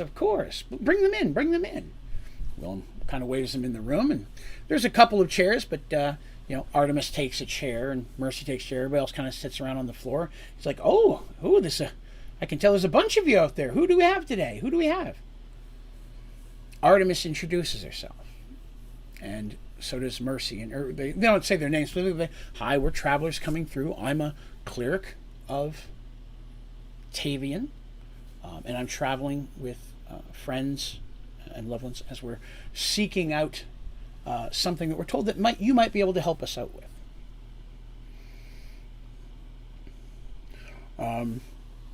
He says, I'm happy to help, of course.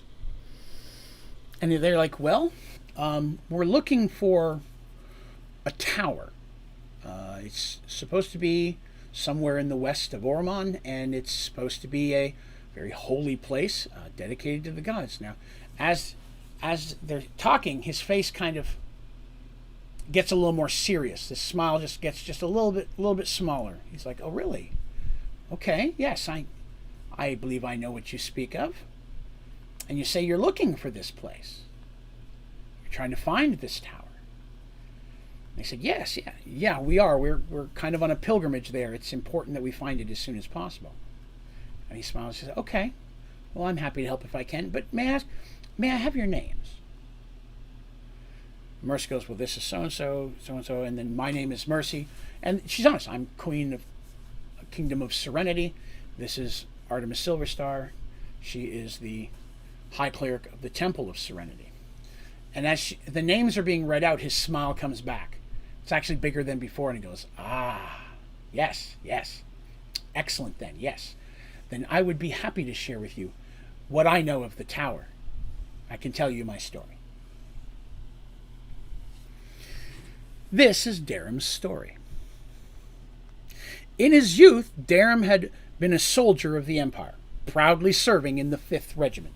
If you'll remember, Oromon, all of theirs are by the 5th and so on. The army they fought at one point was the 12th in the very first Battle of Serenity.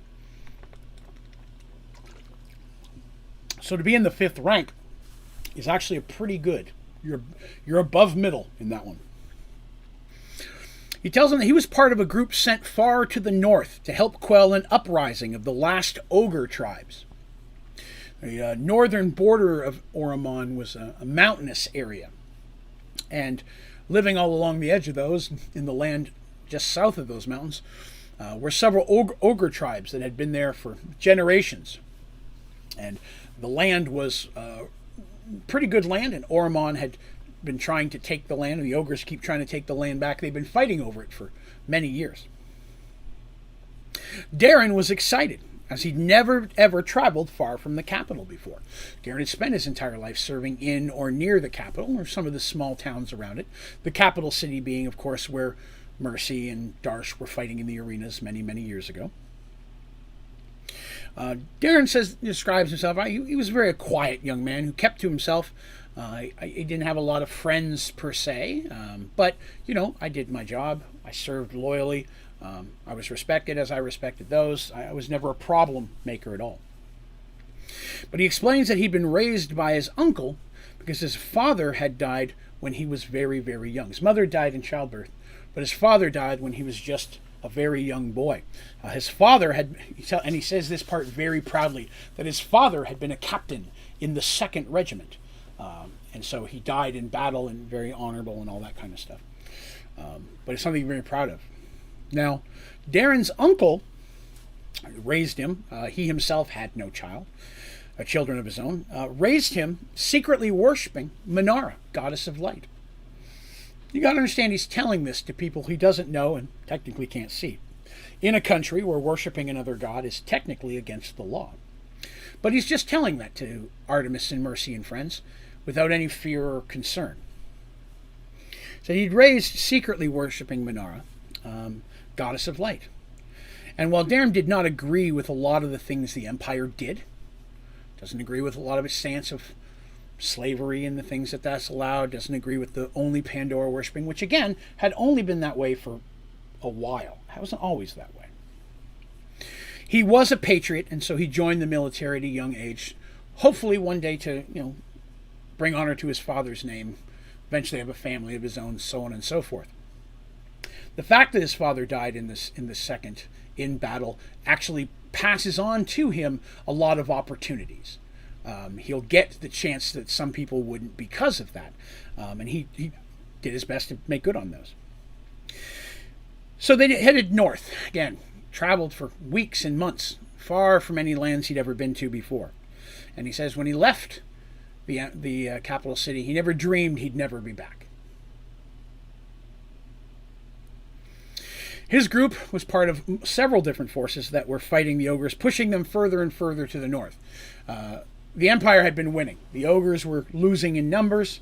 There had been a bad sickness the year before that had taken a lot of the ogres out, almost like a minor plague kind of thing, that had really weakened the ogre tribes that were remaining. And the Empire, who had not been affected by that, felt it was a good opportunity to take advantage of their loss of numbers and to try to, for once and all, either eliminate or fully push them out of these lands. There had been several battles, but at this point, Darren was part of a group of 50 men who were scouting a specific area. They were scouting an area to see there was believed to be some additional ogres in this area, and he was part of 50 people who were scouting out that area. What unfortunately happened is there was an ambush. They were attacked not only by ogres, but the ogres had with them a hill giant. The 50 men fought for their best, but they were outnumbered. At least they were evenly numbered, but the hill giant was an issue. And during the battle, Darren was struck hard in the head. He was unconscious. He woke up sometime later, having difficulty breathing, buried underneath something heavy. It took him several moments to climb out from underneath the dead ogre that laid upon him. Struggling, he climbed out, looked around, and all he saw were bodies, both human and ogre, and even the dead hill giant. He saw no survivors. Who actually won, if anyone survived at all? He didn't know, but the approximate count, he counted for pretty much all of his men. He wasn't in charge, but the men that he was involved with. Every one of his group was dead, but it also appeared almost, if not all of the ogres and the giant were dead as well. So if anyone survived, it wasn't many. He did his best to treat his wounds. He had a little bit of medical training as a soldier. You get some of that. And he gathered up what supplies he could find. Some food, some things, got his knife, his weapons, and decided he was going to try to make his way back to his command. By this point, it was late afternoon, and he only traveled for an hour or two until he decided he needed to make camp. He was still feeling very weak from the hit in the head, probably had a concussion, and he decided he was going to stop, make something, and try to get a camp. He has a small fire, and he was trying to keep it small because he didn't know there were still ogres around. He just enough to cook some food and put it out and tried to get some sleep. That night, he was attacked. Darren says he never saw the creature. It was pitch black, but it was humanoid, but larger. And the sounds it made, the snarling, unlike anything you'd ever heard. It moved quickly, and he felt it grab at him. And all he could do was try to fight back. But when he hit the thing, it's almost like he was hitting metal. It sounded like almost like a clang, whether he was hitting a hard bone or a shell. It was too dark for him to see anything. He was fighting in the dark. And he ended up stumbling backwards. The creature backed away, and after he hit him with the sword, his sword broke. The creature seemed to back off for a moment, and Darren used this as an opportunity to flee. And he ran through the small forest area he was staying in, and the only thing he had with him was his knife. Everything else he had to leave. He wandered for days, living off the land the best he could. He found himself wandering further and further into a forest that was deeper and deeper. And he lived off the land as best he could with his knife, water and streams when he could. But the problem was, he was lost. He didn't know these lands. He didn't know where. And that night when the creature attacked, he just ran as far as he could all night long. Every time he thought he was have a moment to breathe, he heard the thing. He could hear it tracking him. And sure enough, every night he could hear it tracking him. He tried getting a little sleep during the day. He was just traveling, trying to find some form of civilization, a place where he could get some help, maybe a weapon to protect himself, maybe news of where the rest of his command was. But every night the creature hunted him. He never saw it again. It never got close, but he could hear it. He knew it was coming. Darren says he doesn't know how long he spent in that forest. Could have felt like weeks, could have been months. He didn't know. But he stumbled through there just living off the land almost like an animal as best he could. All he had was his dagger. And then, one day, middle of the day, he stumbled into a large clearing. It's the first clearing he'd seen in these woods. These woods were very thick, dense almost, and they seemed old. The further he went in, the older the trees seemed, the larger they were. The more sounds of nature got louder and a little bit wilder at times.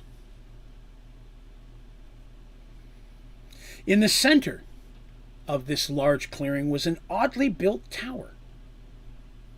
He says odd because the stones seemed unlike any rock he'd seen from where he was, and the tower didn't really match any normal architectural style that was Oromon.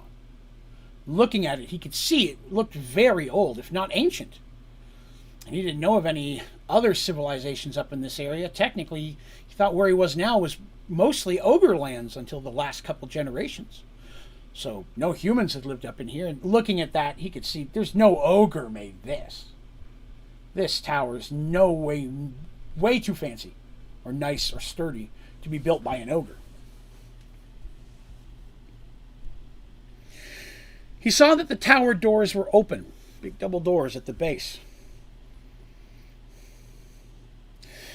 And as he approached the tower, he started to feel a profound sense of peace, a calming. He'd been living on the edge for weeks at this point, hunted, afraid to sleep in case whatever it was chasing him caught back up to him or finally found him. At times he felt like it was just playing with him. But here in this clearing, as he approaches this tower, that fear, that nervousness, that paranoia washed away, and he felt that profound sense of peace. As he walked into the tower, he no longer felt tired or hungry. There at the center of the tower was a beautiful fountain. He went forward and he drank from it, and the waters refreshed him. There were spiral stairs winding up the sides of the tower, two sets of stairs on opposite sides. both heading up. Heading to the floors above, he felt drawn upwards, making his way up those stairs. On each floor he came to, he found several doors, all closed. Some of the doors seemed inviting, almost pulling him. Some of the doors made him feel fear, or disgust, or repulsion. He wanted nothing to do with them. But each door had a different symbol carved on it. Well, like a metal disc on the wooden door, with a carving in the middle disc. And each one symbols of the gods he recognized. Eventually, even coming to one that he saw was the symbol of Pandora, God worshipped by his people. Still, he continued climbing the stairs. On the very top floor, there were only 3 doors, all diametrically opposed, like a Y shape. Each of these symbols were of the 3 elder gods. God of Minara, goddess of light, goddess of neutrality, goddess of darkness, god of darkness. And he saw these doors, and he saw Minara's door, and for the first time, he felt his hand reach out and grasp the handle on the door. And as he turned, it turned easily, with no sound. And the door opened, and he stepped inside. The room was brightly lit by an unseen source. Items and relics of wonder and value were everywhere. Symbols of goodness, weapons that clearly were held by those who worshipped and defended the light, armor, jewels. It was then that he heard her voice. It was soft and beautiful and filled him with love, and tears began to flow from his eyes. It told him that he was a man of strong faith, a light in a land ruled by darkness. The voice said she had a quest for him, a duty. It was his choice, and if he was to choose to accept it, it would be difficult, and there may be loss. Darum could barely speak, managing only to say, "To serve would be my greatest honor." The voice led him through the room to a small chest. It appeared silver, with small gems. He was told to take the chest, but not to open it. What was inside was not for him. He was told to go east and to seek out the dove in need. He was confused by this. He didn't know what it meant, but he bowed and then made his way back out the door and out the tower. As he was told, he traveled east as quickly as he could, barely stopping to rest or eat. What little food and drinks he could find, he made of. No longer did he sense the beast was chasing him. He just traveled with great urgency, pulled to the east. He felt no hunger and he felt no pain. Those injuries and stuff that had been bothering him were gone. He didn't feel any of it. The elements did not harm him, no matter how hard the wind blew, how much it rained, or how cold or how hot. It just washed over him, and he continued. He had but a single thought: to find the dove. Several times he came across other people and creatures, humanoids of different kind. Those of any ill intent avoided him very much, almost scared to be in his presence. Most others that found him thought he a madman. Understand, at this point, his hair had grown, his beard is extended, his clothes disheveled, probably even falling apart. His knife was even gone at this point, lost. Clothing just rags. Still he travels. Finally, after weeks of travel, he came across a small farm, like others he'd found before. There was a farmer tending his field. At first, he saw Darum and thought Darum had been the victim of some type of brigand. Criminals. "Are you okay, sir? Can I help you?" Darum asked the same question he asked of everyone. Had he seen the dove? Does he know where he can find the dove in need? Darum's voice barely a whisper. The farmer scratched his head in confusion. "I've not seen any doves," he says. "Unless you mean Dove's Bend." The farmer explained that several days to the north of his farm was a small town known as Dove's Bend. Usually there's some people would go to trade. There was a small market there. Could that be the dove he's looking for? Darren was overjoyed, immediately wanting to leave. "Can I get you food? I may have some old pants. You need some shoes. Your feet you got no shoes on." Darren hadn't even noticed. "Do you want anything?" He's like, "No, I have to go. I must find the dove." And he immediately left north. Happy, ecstatic that he might have found the thing he'd been seeking, that the goddess of light herself told him to find. All he had was that little chest that was in his hands at all time. He traveled non-stop, reaching the village late in the night, traveled for several days without sleep, exhausted at this point, but still he went on. As he reached the village late into the night, probably 1, 2 o'clock in the morning at the earliest, when he finally came across the town. And through everything, Darren was still a soldier. He was still very well trained. And immediately, he knew something was wrong. Colonel says, "Thank you, Draven, for allowing me to have that." "You are very welcome, Colonel. You are very welcome." Hope it goes really well for you, man. Let's see. Immediately, he knew something was wrong. The small town was well too lit for this late at night.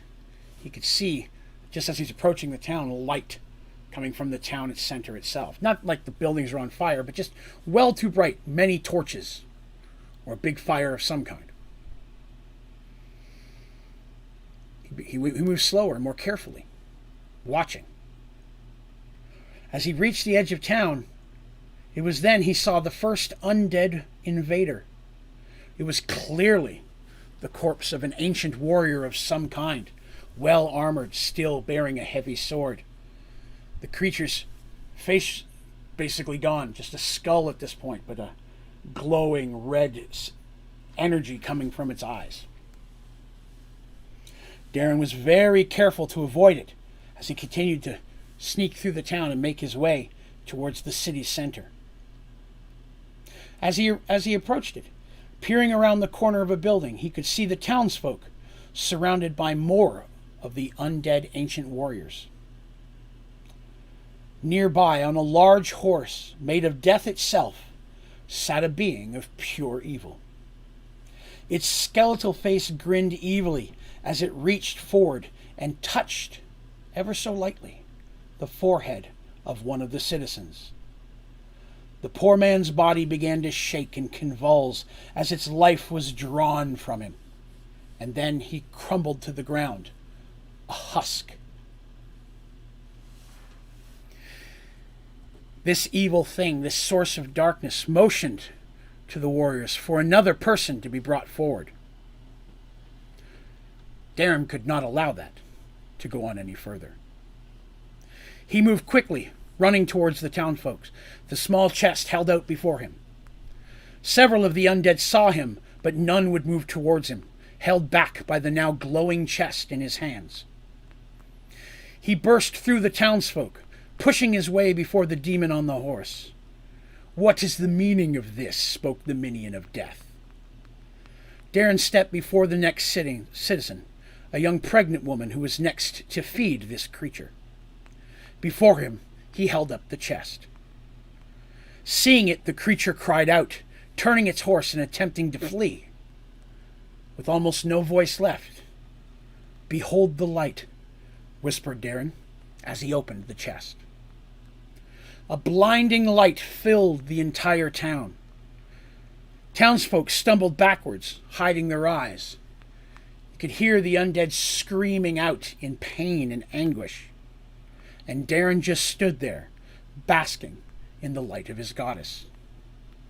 It was in that moment that Darren saw things that had come to pass, things that would come to pass, signs, sights, many, many different things was he given the opportunity to see. and a moment later, the light faded. All of the undead were gone. All that lay upon the ground was ash, and the chest sat on the ground empty. And Darren would never see anything else again.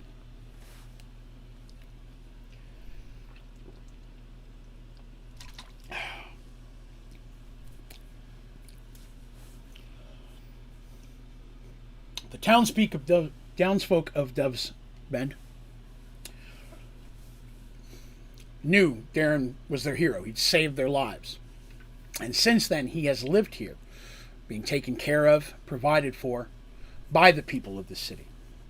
He is a town hero and is treated as such. And they're very, very protective of him.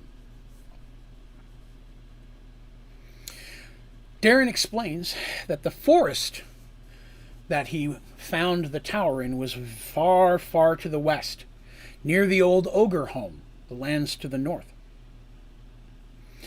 He says even though he was in much of a stupor, he knows approximately where the forest was. He remembers where his command was, and over the years has managed to figure out approximately where the woods were, though he never shared that with anyone else. He says he can give them information that he believes will help them find it. But he warns them, the forest is huge and filled with beasts and creatures that are dangerous and are unwelcoming. Also, must be careful because if they travel too far to the north, they also run the risk of running into the last of the ogre tribes, which still live along that border from what he's heard.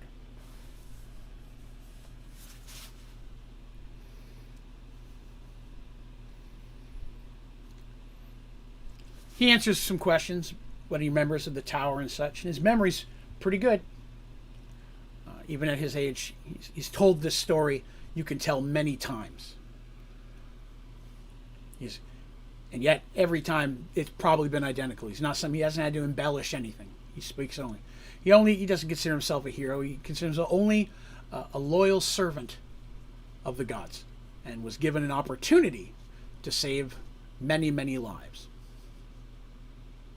And Willem also very, very protective of him, because that was his grandma, who was pregnant with Willem's father. And Willem's like, I wouldn't be here if that hadn't happened. Again, he was a young soldier in his 20s, right? Now he's 60 years old, that kind of thing. Willem's not that old himself.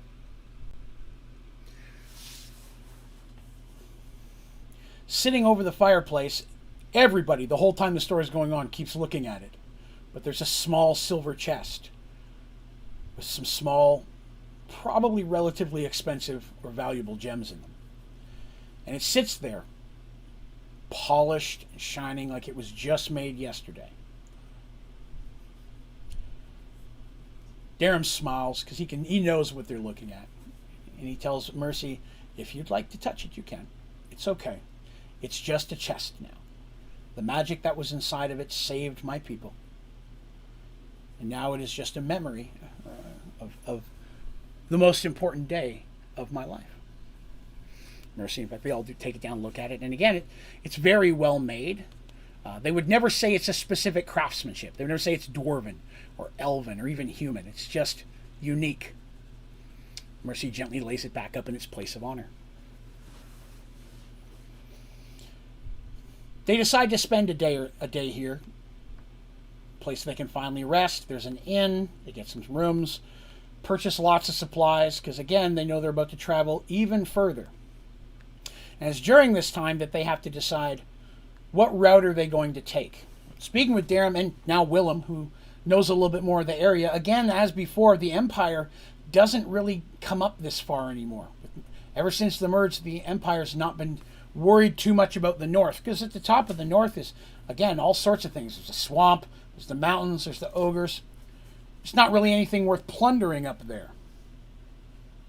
That's all to the Serenity and Southern Kingdoms direction, right? So they have to decide which route they want to go. And they find that there are two directions. Speaking with Willem, they're sitting in the inn. Willem's chatting with them, making plans. Everybody in town's totally cool with them at this point because they've spent a lot of money. A lot of money. And again, that the best way to win somebody over, right? Because every town is always struggling a little bit, right? So they know there's two options, the way they work it out. They can head west and then go north. This will avoid the mountainous ogre area and bring them up approximately around coming up south into those woods. The only issue with that is they'll be going through several relatively large settlements. Some of the towns in that area have grown over the years. There's still plenty of good farmland in this area. On this side of the swamp, it's pretty fruitful. And it's his understanding that there is some Empire presence in some of those villages. Whether it's enough to cause our heroes any problem, they don't know. But there's that concern. If we go that way, Tobias is shielding them. He's hiding them. At least as far as they know, it's still working. They're trying to stay out of the Emperor's eyes until they can get there. Because again, they're trying to beat him, right? They want to get to the tower first. The second option is to avoid these towns. They could go north along the mountain's edge. But then they're traveling through Old Ogre's Home. Ogre's Home being the name of that area. So almost was the country. Ogre's, I don't have a name for it, but the Ogre's Home is basically what the name meant. The ogre word meant Ogre's Home. So that's just what they called it as well. That direction, they would have definitely avoid any type of human settlements or Oromon settlements. The Empire, again, not worried about going north, really haven't been pushing against the ogres any longer. At the same time, there's not a lot of ogres left, and they haven't made any real south. The occasional small attack on a farmstead or something, but usually something minor, and what little Oromon presence there can hold them off. But going that direction does run them in the chance of maybe running into the ogres. But it'll definitely keep them out of Oromon's way. So, I will say, many of you guys ask me, this is just an aside from the story, I get a lot of questions from people who play Dungeons & Dragons and ask about storytelling and ask about how to get people on the path that they should go to. This is a good example of how I DM. I created both of these options for them. I have an adventure and things that will happen to them, or they'll be involved in, whichever route they go. They're going to pick one, and I'm never going to use the rest of that material that's the other way. I might find a way to repurpose it some way down the road, but in this situation I didn't. So they got to pick which way they went. I had 2 adventures ready, both of them ending at the same place. But which one they picked had a direct effect on the story. It still allowed me to get them where I needed them to be, while at the same time giving them the opportunity to choose their own path. And it worked very well. Our heroes decided to go north and gamble the ogres.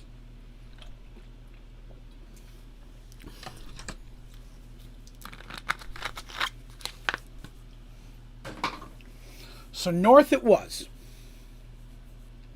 The next day, again, after making sure that they have everything they need, all the supplies they were looking for, Artemis and Mercy make one last stop to say goodbye to Darum, who wishes them the very best and warns them to be careful again, whichever path they're taking. And so they head north. Now, heading north, the first part of this is going to be relatively easy because, as I mentioned, there are some roads and there's some small towns in this area, but they're going to be able to avoid most of the Oromon because the further they go west, the larger villages are. But as long as they keep to the road for the next couple of days, the road will eventually end in another small town. They can literally just go through that town and keep heading northwest until they get to the base of the mountains. If they follow the mountains and a rough map that Willem was able to draw out based on Darum's instructions and directions, it's still going to take a while. It's a distance away, but they have a path now. And that's the direction that they took. And traveling those couple days on the road, passing through it was two small towns, the one town ending at the other one, the most northern village in this area. And in each situation, they had a letter from Willem saying that they'd passed through and they were friends and everything was okay. With that letter from Willem, the town didn't give none of the towns gave him a problem, and they made a point of, picking up a little supplies in each town. Each town has something the other one doesn't. Maybe it's a food thing they couldn't get somewhere else. Maybe this town has a lot of cheese. Maybe this town has a lot of wine. I guarantee you there is some bevs in that chest of holding. Darsh and Mercy are not going this many months without a drink. So I'm just saying. They've got a wheel they spin too, trust me. So finally they leave that final village and they're heading northwest. So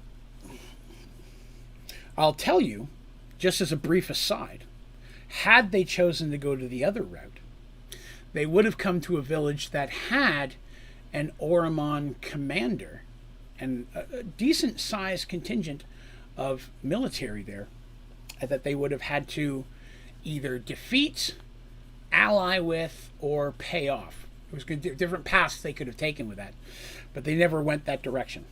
So they never came to the town of Raspy Hollow, and they did not have to deal with him. So maybe one day down the road I'll bring him out for something else. Instead, they went north. Let's see here. So they travel northwest for probably 4 or 5 days after they leave that last village. As they're traveling this direction, there's still a decent supply of water, rivers and streams. There's some animal life, deer, rabbits, things of that nature. But the land definitely starts to get more rocky. And they could tell that they're going up, like they're altitude-wise. And in the distance, they can see the mountain range. And they're pretty big mountains. Not as big as the snowy ones they had to go through with the beholder thing they dealt with a couple episodes ago. But still a decent-sized mountain range. And they're traveling that way. And as the ground gets rockier, you can tell this is definitely getting worse and worse for farmland. It's not level in many places. They find at times they're having to climb just small hills or rocky outcroppings or round boulders and such. That would definitely make it hard to farm in this area. They do see the occasional small home or farmstead remains where someone may have tried. A lot of these homes look like they're very damaged or burned. The understanding there that these ones were too far north and the ogres probably attacked some of the ones I talked about earlier where there were still some attacks. So they definitely are seeing that. They don't find any other people living north of that last village. They don't want to get too close to the mountains. They don't want to climb mountains, right? They're in a hurry here. But they know that if they're relatively north to it, then they can avoid the other towns that they're not having to deal with. And traveling, while slow, is relatively smooth.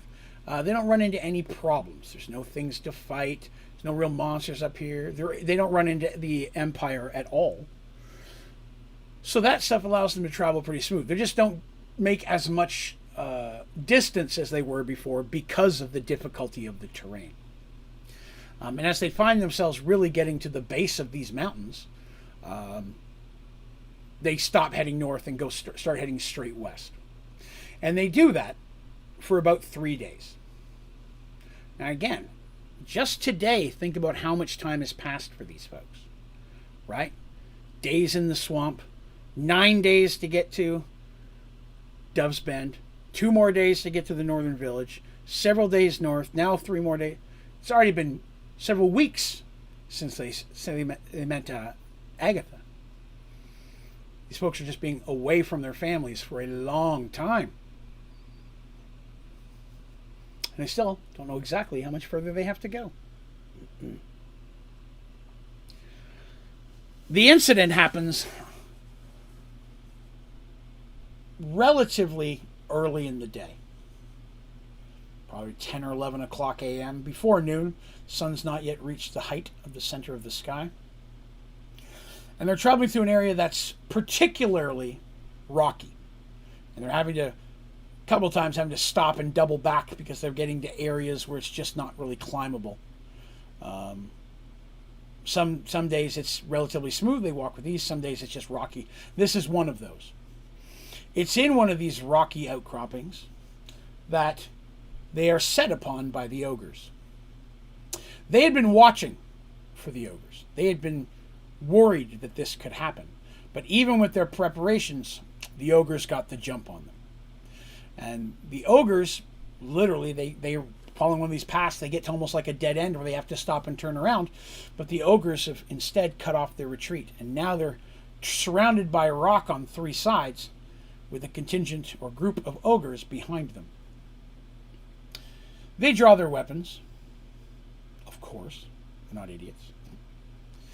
Prepared to fight these ogres. But it is not a small group of ogres. There are at least 50 to 60 ogres in this group. They don't have time to really size them up, but they prepare to fight.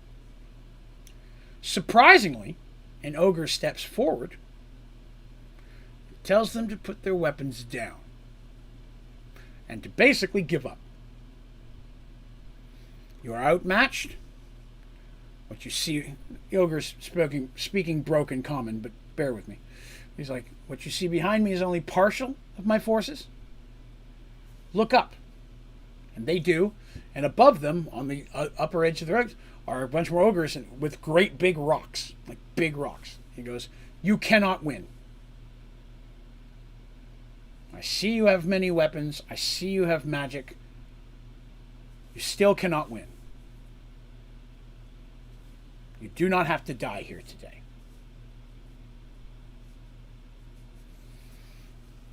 Now, our heroes are in a conundrum. They are not the give up kind. But at the same time, this is a large force. And they've got some great warriors with them. These are ogres. They're big. And trying to do this, I mean, just they could get stoned from the top before they ever get to fight an ogre in person. It's a problem.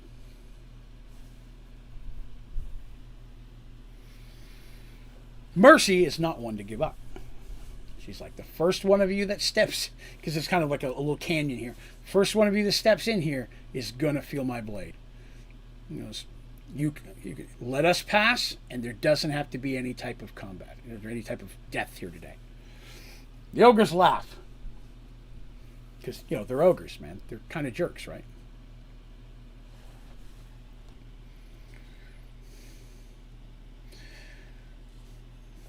This ogre who's talking to them is a little bigger than the other ones. They can tell he's a leader. Tells them that his name is Goron One Tusk, and he's the ogre chieftain of these ogres. He says while my clan is small, we still boast over 200 ogres. It's a lot of ogres. It's a whole lot of ogres.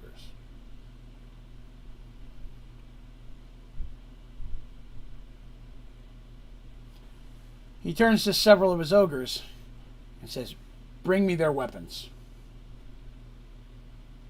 And 10 ogres come rushing in.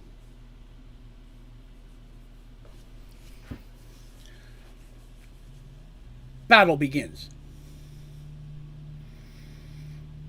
As the ogres come rushing in, Mercy, head over hand, whips her Morningstar forward. And I kid you not, rolled a natural 20. It's one of those few times when I remember it because it had such an effect. She threw her Morningstar, rolled a natural 20, killing the first ogre coming into the canyon. 100%.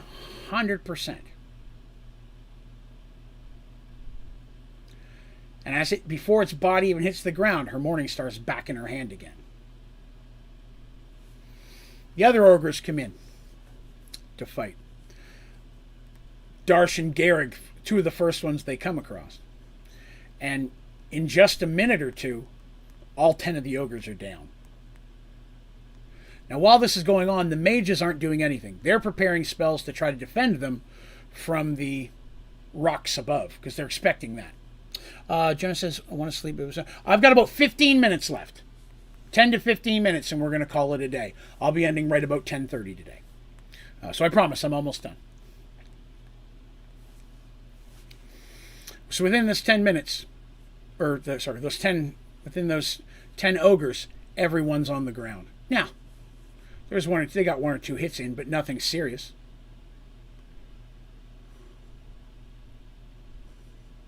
The mages are preparing to protect against these things. Some of the other ogres start to move forward. The chieftain holds up his hand, waves them back. And he looks at them, he says, if we attack, you will die. But so will many of mine. I don't want that. But you're traveling through our lands right now. And obviously, he sounds more, you travel through our land. You know, they got their own tongue, but I'm speaking, you're traveling through our lands right now. You trespassing. But maybe we can work trade. Now, you can imagine how this adventure's gone so far. My players are like, oh, God, another bargain. Because that keeps happening to them. He goes, maybe we make trade. You not survive fighting my entire clan. I don't want to lose half my clan.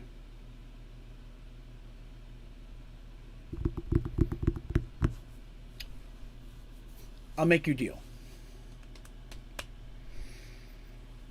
Says that first there's a little back and forth where he thinks they're Empire spies. They say they're not.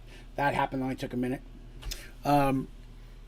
He says, you're very capable, do a lot of damage.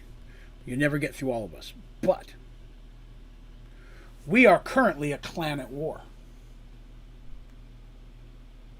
Maybe you can help us with our war. Mercy's intrigued and yet at the same time concerned, because normally anything an ogre fights is something they'd want to protect. It's kind of how that works. But right now the ogres are actually being relatively intelligent about this. They're not all just a we want to smash you. This chieftain's a little bit smarter than the average ogre. Again, just because you're an ogre doesn't necessarily mean you're evil. It's an important part of Mergeworlds. Just because you're a snake person in a temple doesn't necessarily mean you're evil. And it's taken them a while to get to that point, to give everybody a chance to prove their actions before they start squishing them. Mercy goes, and what is your war about? Who are you fighting? And he says, many years ago, we have allies with hill giants, worked together to protect our lands. But as we pushed more into the mountains by the Empire, food becomes scarce, farming not good. Very little meat. Having to travel south to get that is dangerous from the humans. Now, as food gets scarce, hill giants decide to take what they want from us. And even though I have many, hill giants are very big. And they live in large cave up on mountain. Very hard for ogres to get up there. Imagine that. Imagine if, I like to kind of put it this way, imagine if a hill giant you came up to, say, a hill giant's knees, right? And you come across stairs that are built for someone who you only come up to their knees. You're a toddler trying to climb the stairs. That's not easy to do, especially if they make it harder to climb. It's not going to be easy to fight your way up that kind of thing. But they say, you small people, well, most of you, waves at Darsh and Garrick for a moment, you small, seem capable, have magic. You defeat you defeat hill giants. We'll give you passage through ogre lands. Give you passage. Unmolested. I promise. When food gone, hill giants attack humans anyways. You'll be helping out them. And you see, that's where the hill giant was smart. Or, I mean, where the ogre was smart. He's like, listen, he's done taking our food. The only next food is the humans back there. You want to protect them, don't you? Mercy, Artemis, Darsh, and them are like, oh, God. We're stuck in a situation. Because, yes, they just made friends with these villages. And Willem and Darum, and how nice they were. The last thing they want are hill giants going down there, tearing up those villages for whatever. Or even the villages they haven't met yet. They're good people. And they're like, so if we defeat the hill giants, you'll let us go through your lands. It was unmolested. Once you leave, all this land be ours. We no more have to compete for food with giants. So they're like, okay, fine. Fine, we'll do that. We'll go take care of your hill giant problem. Goran laughs. Haha, excellent. If you're successful, we no longer have to work with hill giants. If you die, we don't have to worry about you. I only win in this situation. He seems very proud of himself. They're like, yeah, we get it. You're pretty proud of yourself. He explains that he doesn't know exactly how many hill giants are, but there's at least 8 or 9 of them. That's a lot of hill giants. It's a lot. You can understand even a large group of ogres could have problems with that. But he says, if you can do that, we'll let it go. And he gives them some information, tells them how to get there. They're a little bit higher up in the mountains. He says, I don't know how you're going to get up there, but if you can do it, cool. Now, I'm going to tell you, this is the first time in all of this that it dawns on them, hey, we have a flying carpet. Because they do have a flying carpet down in their chest of holding. They hadn't really considered it because it only holds 6 people. They don't want to keep putting people in and out of the chest of holding. But at this point, they're like, that would get us all up there. If we put them in the chest of holding, we could fly up and over. We wouldn't have to worry about all this climbing. If we could find a way maybe even above the giants and come down, I doubt they would be expecting that. And more importantly, if we get rid of the hill giants, while it will obviously make us more amicable to the ogres, it will probably in the long run help the citizens of the towns we've just befriended. And that's really the type of people they are. So, they agree, and they decide to take on the hill giants. And that's where we're going to start next week.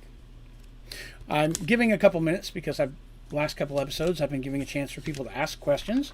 So I've had so many people who had some, and it was awesome. I enjoyed that. I can let you know this. Next week's episode, we will complete this storyline. We're right near the end. So I'm excited for that. This was the end of a very long storyline. You have to imagine that I'm sitting here talking about it takes 5 days, it takes 3 days in the swamp, it takes 4 days in the swamp. They had to live through those. The players actually had to fight their way through all of that stuff. We played this adventure, this section of just traveling through Ormond to find the tower for probably 2.5 months. Now, we play every weekend. We play for 6 or 8 hours every weekend. You know, it took them a while to get through the Agatha's thing. You know what I mean? Took them a while to cross the water. Going through the mountains with the Beholder, that took a lot longer than the storytelling I'm giving. There were a lot of things that took. The stuff we're about to do took a little while. So there were a lot of different things they had to deal with. That was a lot more in the living. That from storytelling, they went 5 days, kind of a thing. So this was the ending of not only a very long adventure storyline, but is really bringing to head a boss fight that I've been building to for a very long time. So I'm excited to get there with you guys next week. And I think it's going to be, hopefully, something you guys enjoy. Hopefully. All right, Jonah says, it's chill to hear your voice, even though I was never interested in such things. I found my imagination let listen even said I'm not interested in. Oh, that's cool. I appreciate it. Hey, like I said, I've said this before. If anyone's ever interested what any of these characters I'm talking about look like, if you go to my website onlydraven.com and click the characters tab at the top, you'll find I went to Hero Forge where you can make the little miniatures, and I painted and colored all the main characters and the side characters, all the people I talk about, even the bad guys, are all on there. If you ever want to put a face or what someone looks like to the character I'm talking about. But we're just coming shy. This one's last week ended right at 10:30. This one's ending pretty much right at 10:30. Sometimes I run longer. Next week I might. It just depends. But even after that, I still have another whole storyline to tell before we get to the new stuff that I've just been working on now. I'm very excited for that.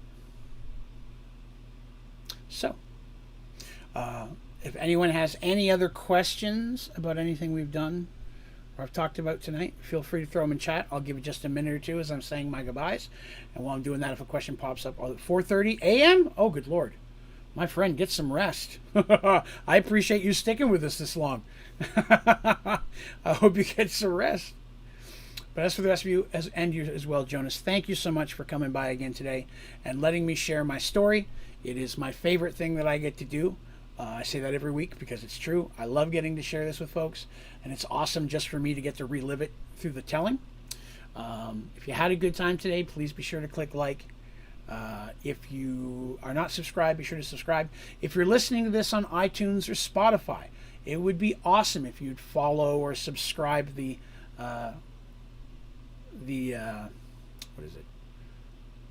podcast. We're at 49 followers on Spotify right now. We're one away from having 50 Spotify followers. If you're on iTunes or Spotify and you'd like to leave a review, that would be awesome too. That doesn't happen very often. Ratings, something like stars, ratings. Each one does it differently, so I don't know which one you're listening on. It would be awesome if you give it 5 stars. Tell a friend. Give it a rating or whatever, a feedback or review. I would appreciate it. I do check those regularly. I appreciate that. And tomorrow, I hope I can refresh it. Saw something not properly. If something happens and you can't for a while, don't you worry about it, man. You still hang out with us. We'll have fun. I promise. I always have a schedule like an American. All right, folks. I'm going to call that a day. I'm going to eat some food and rest because tomorrow I have to go back to my horrible job. But I will be back streaming tomorrow night. Minecraft in the survival world. We're going to try to get that fusion reactor up and running at 9:30 p.m. Eastern. Next Thursday, we're going to bring this story to a close, and I'm very excited to hear what you guys think of it. If you have any questions about this, feel free to put them down in the comments. Hit me up on our Discord channel. You can go to my website, onlydraven.com. There's a link to our Discord at the top. If you're a listener, come by and check it out. Ask questions. There's a Mergeworlds thread for that specifically. I would love to chat with you about it, or message me directly if you're worried about spoilers. I'm good there. But thank you for hanging out with me tonight. And again, thank you everyone who helped support and participate in the charity stream yesterday. That really means a lot as well, all of you guys helping out. So thank you so much for that. I'm sure all the little animals that we're helping support will thank you as well. All right, everybody. You guys have yourselves a wonderful evening. I hope you have a great week and weekend. I hope some of you have a safe travel home from the beach and don't get attacked by a frog hummoth on the way. But you all have yourselves a wonderful day, and I will see you again very soon, okay? Thank you for hanging out in Mergeworlds.